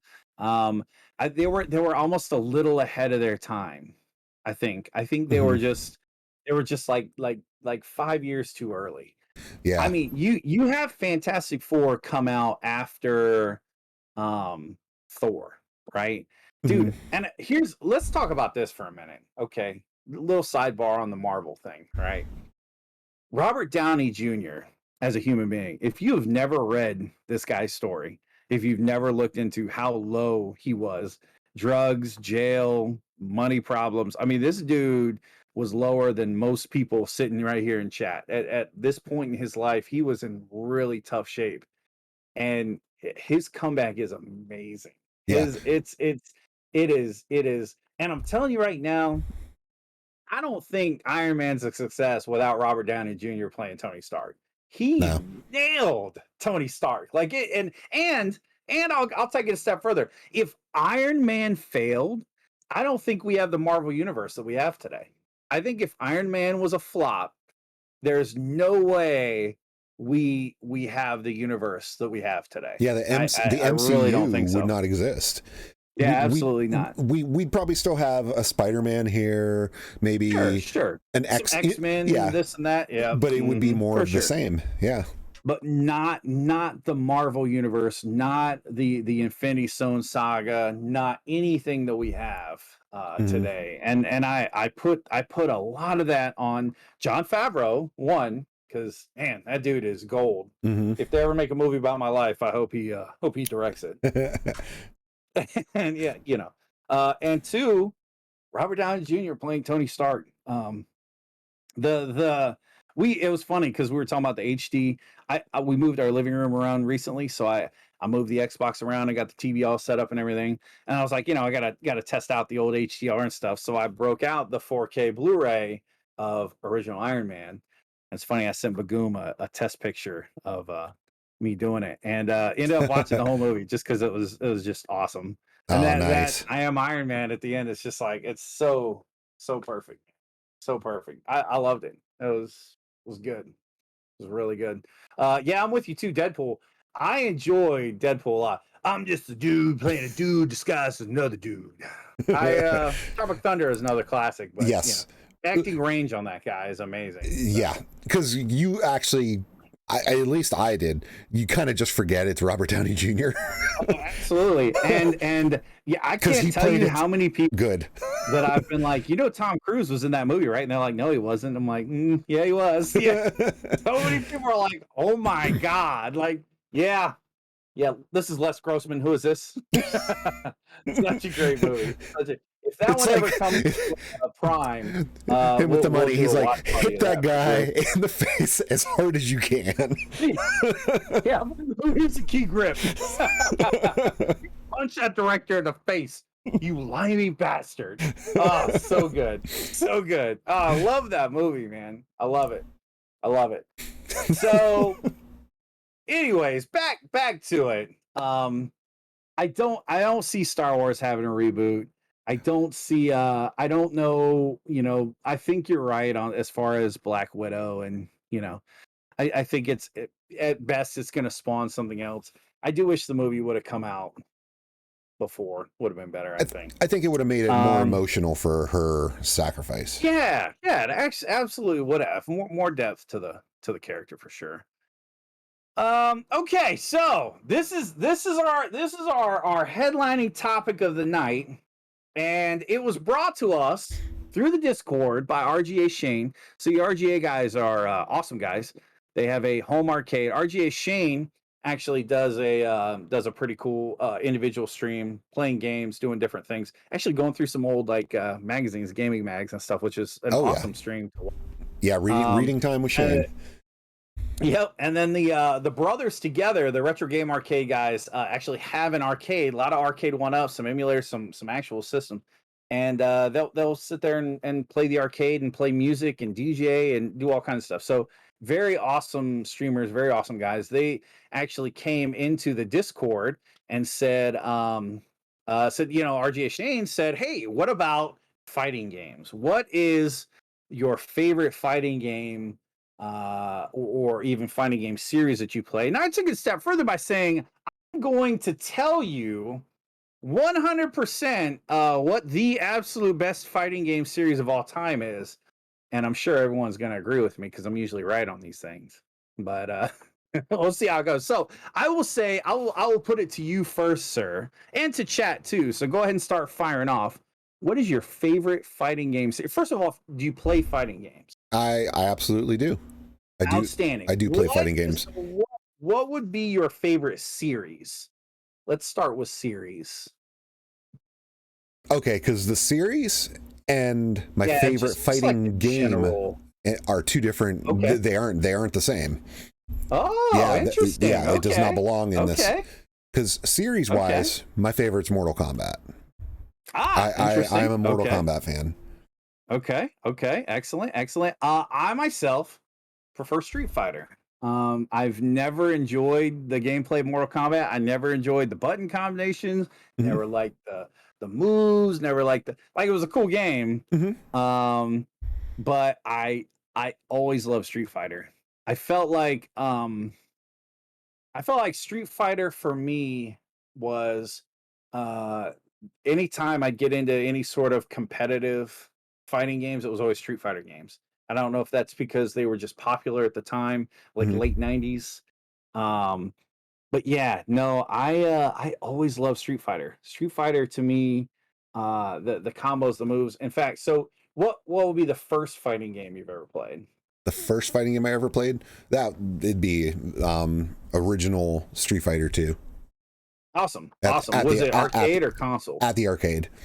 Yeah, me too. Yep. Me too. So I was growing up in Germany, and Dad was in the military, so we were on an Air Force base, and they had a rec center for the kids, and it was like 2 or 3 arcades. Street Fighter 2 was one of them, and oh man, dude, I put a lot of quarters into that machine.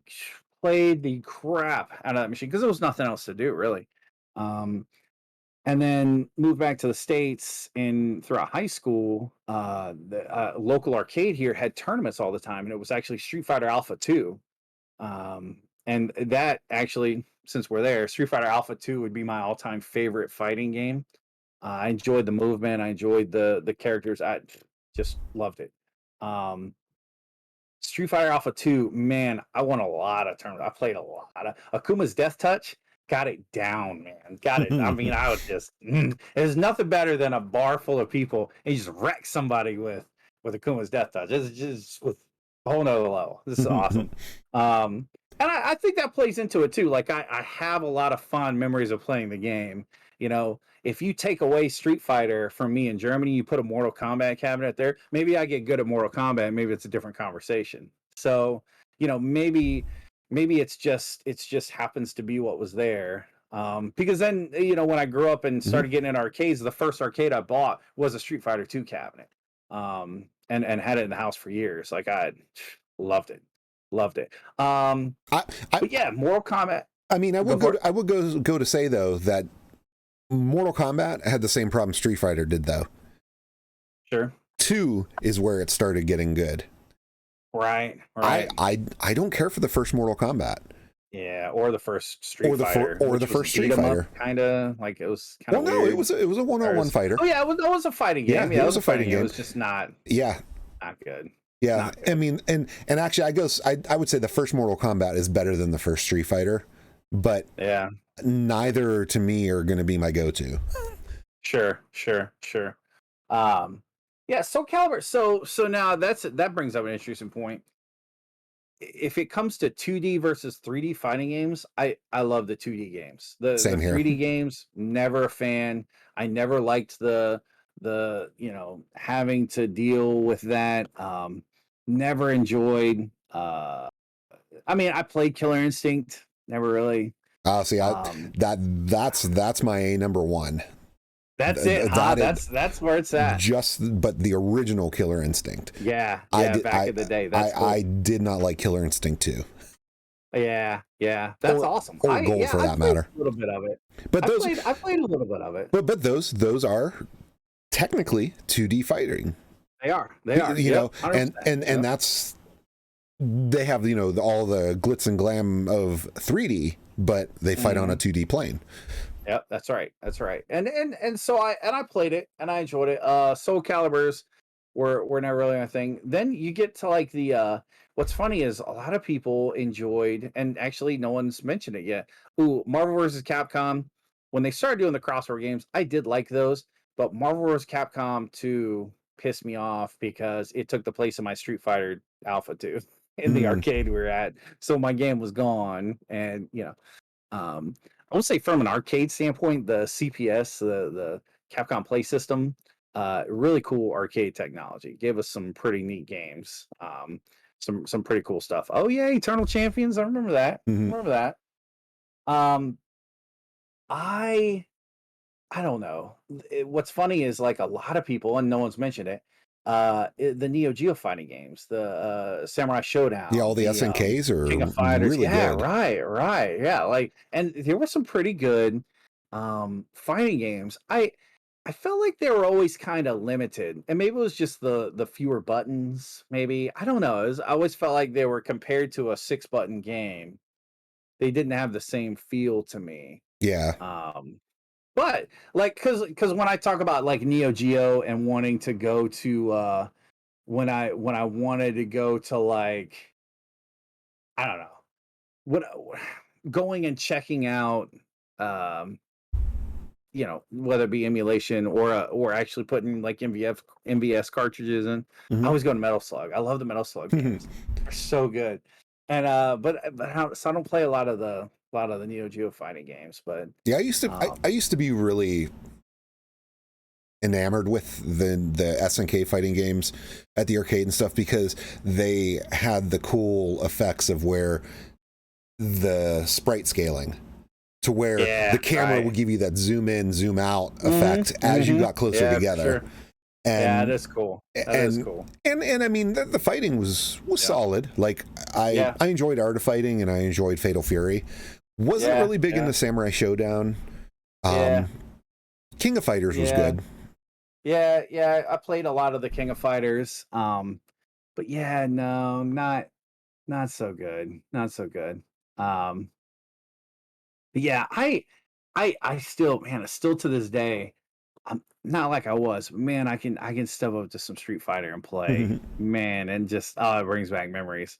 Too many quarters wasted for sure. But yeah, I've tried to get into Mortal Kombat. I don't know. I like the Mortal Kombat storylines. I mean, I think they evolved that a little bit more than they did on the. I think Bagoom even said that earlier. That's truth. Especially when Mortal Kombat hit Mortal MK9, the one that was just titled Mortal Kombat again. Yeah, that like hit real deep with their storylines from there. Sure. Yeah, and they definitely have done more at giving you some background for sure. Yeah, for sure. But yeah, I gotta say though, that's the thing with some of the games. It's like some of the ones you can go back to, and then others are the ones that you have fond memories of, but then you fire it up and you're kind of like, right. Because I'll tell you this much. I was gonna say some of the 3D Mortal Kombats, like the Deadly Alliance era, that type of stuff. Right. I can't play those anymore. I prefer the old school, like 1, 2, 3 Ultimate, and then 9, 10, 11. Like the around the PlayStation 2 era.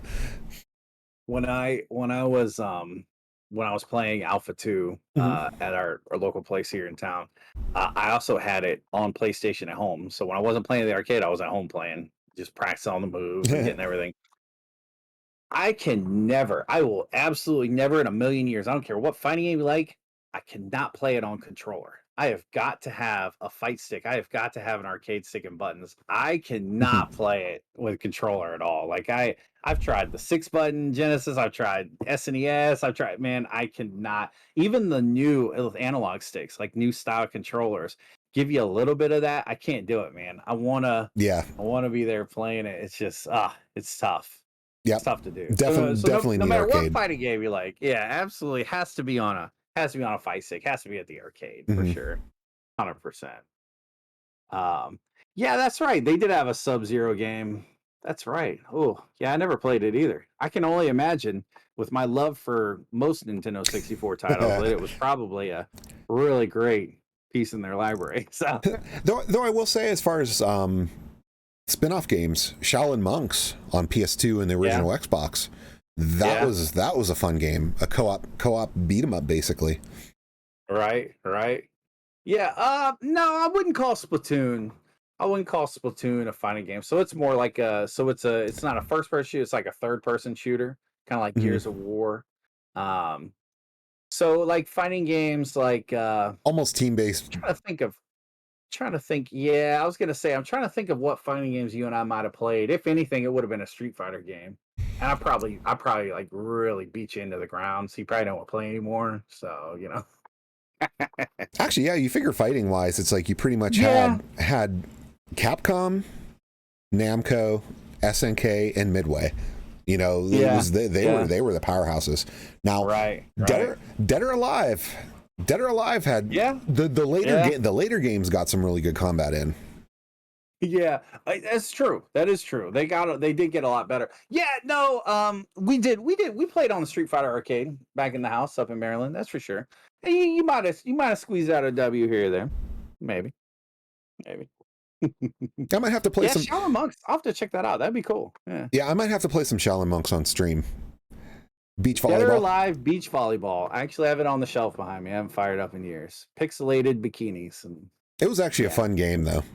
Was it really? It was, yeah. Because I mean, well, you had the volleyball thing, but it's like had casino games. It had like Wow. you actually had like tasks you had to kind of do. Oh, that's cool. It that's was cool. I mean, it was almost, I guess you would say it's almost one of those romance sims in a way, because you got to like find the right item for the right person, so that way they'll be on your team. Nice. Kind of thing. Nice. And they had like different skill abilities, but right. But yeah, I remember that. I remember when those came out though. Then they started getting a little seedy with it. Yeah, a little bit. And they're like, oh, here's a photo mode. I'm like, no, I just want to play the game. But why? Yeah. Like, what would I need that for? I'm like, yeah, for computer graphics, I'm good, thanks. Yeah, right. Yeah. Polygon bounce. Yeah. Yep. Yeah. It's a problem. Though I got to say, the bounce in the original Dead or Alive was hilarious, though. Yeah. Right. Ridiculous. The early days of physics in games. Completely insane. Yeah. Completely insane. Yeah. Yeah, well, it was better than it was better than Tomb Raider. You didn't have just like nuclear missiles coming at you all the time. So. It's just like, poke your eye out, kid. Rough, man. But yeah. Yeah, so yeah, for me, definitely Street Fighter's the way for me. So that's interesting that your series and your game are not of the same. That's impressive. That's pretty good. Yeah, to me, Killer Instinct is a standalone. Just I absolutely love that game. That was that was the. Well, I mean, when that came out, that was supposed to be. Here, look at what the Ultra 64 is going to do. Right, because it had in the intro, and it's like available for the Ultra 64 in 1995. Right, I forgot. Wow, that's awesome. Yeah, then it never came to that system. Yeah, the original game never came to that system. Ironically, they didn't lie, because it wasn't called the Ultra 64 either. So right. Yeah, that's true. Yeah, they're like we said the Ultra 64, not the Nintendo 64. Yeah, not the Nintendo 64. It's totally different, man. Totally different. But yeah, I mean, it's cool. Yeah, it was one of those like arcade games that was just, man, I put so much money into that game.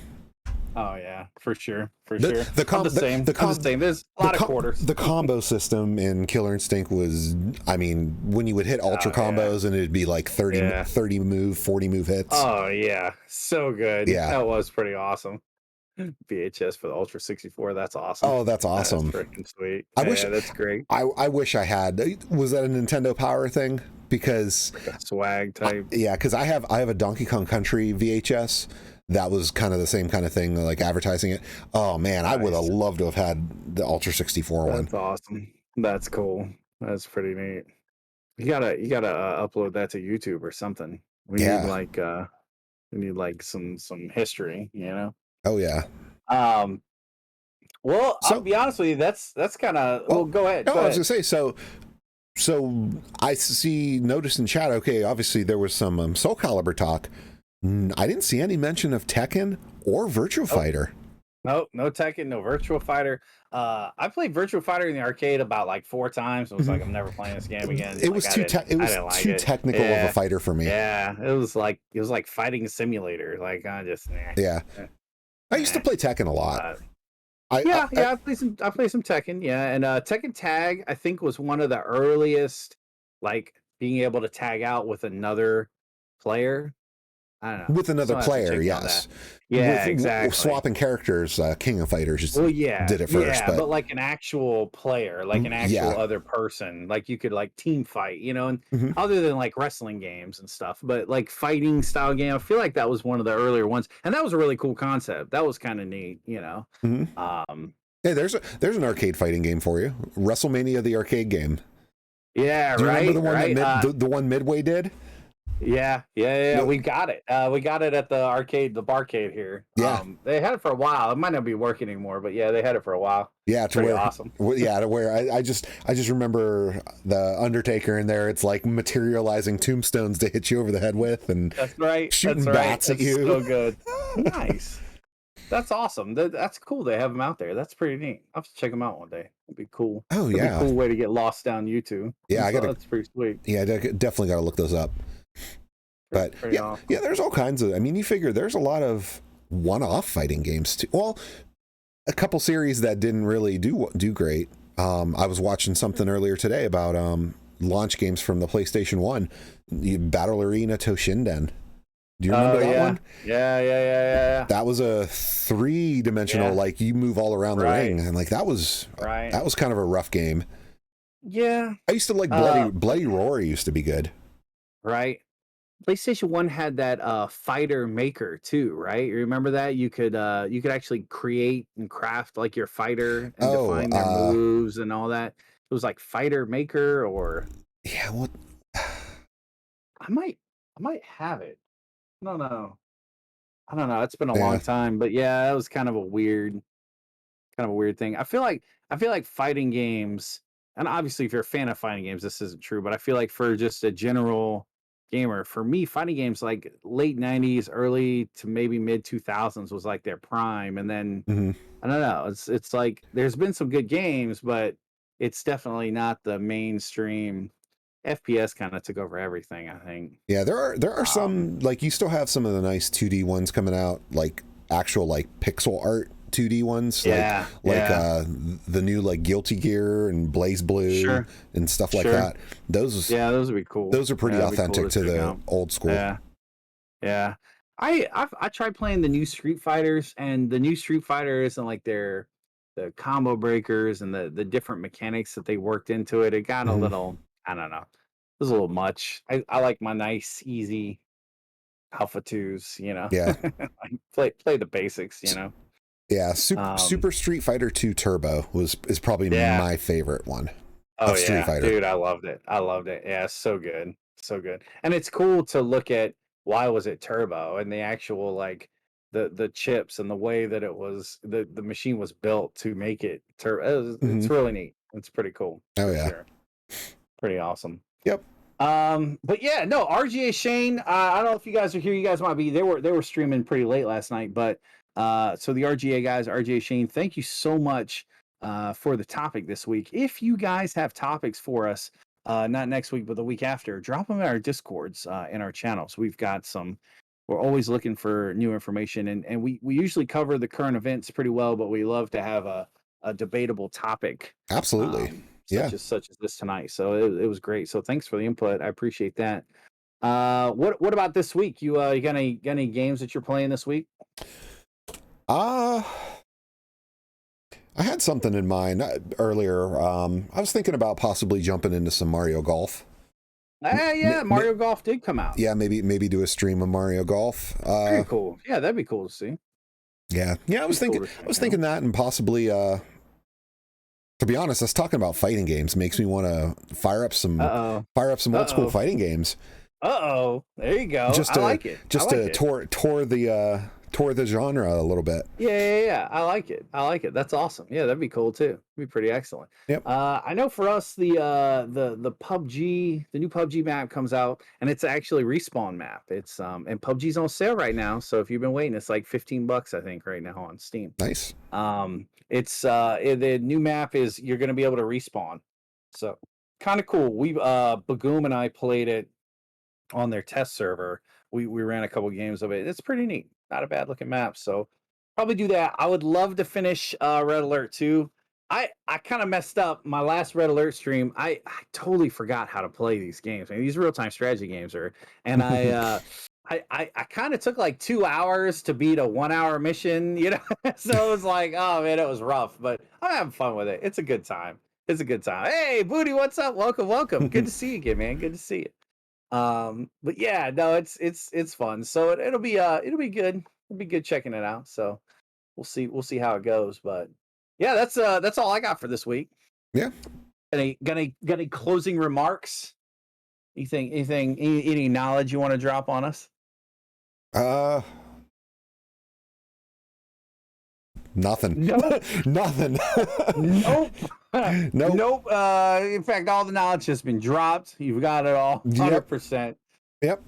Awesome. Well, I tell you what, guys, what we're gonna do is we're going to that's right, Pixel says YOLO, man. YOLO. Just do YOLO. it. Full send, baby.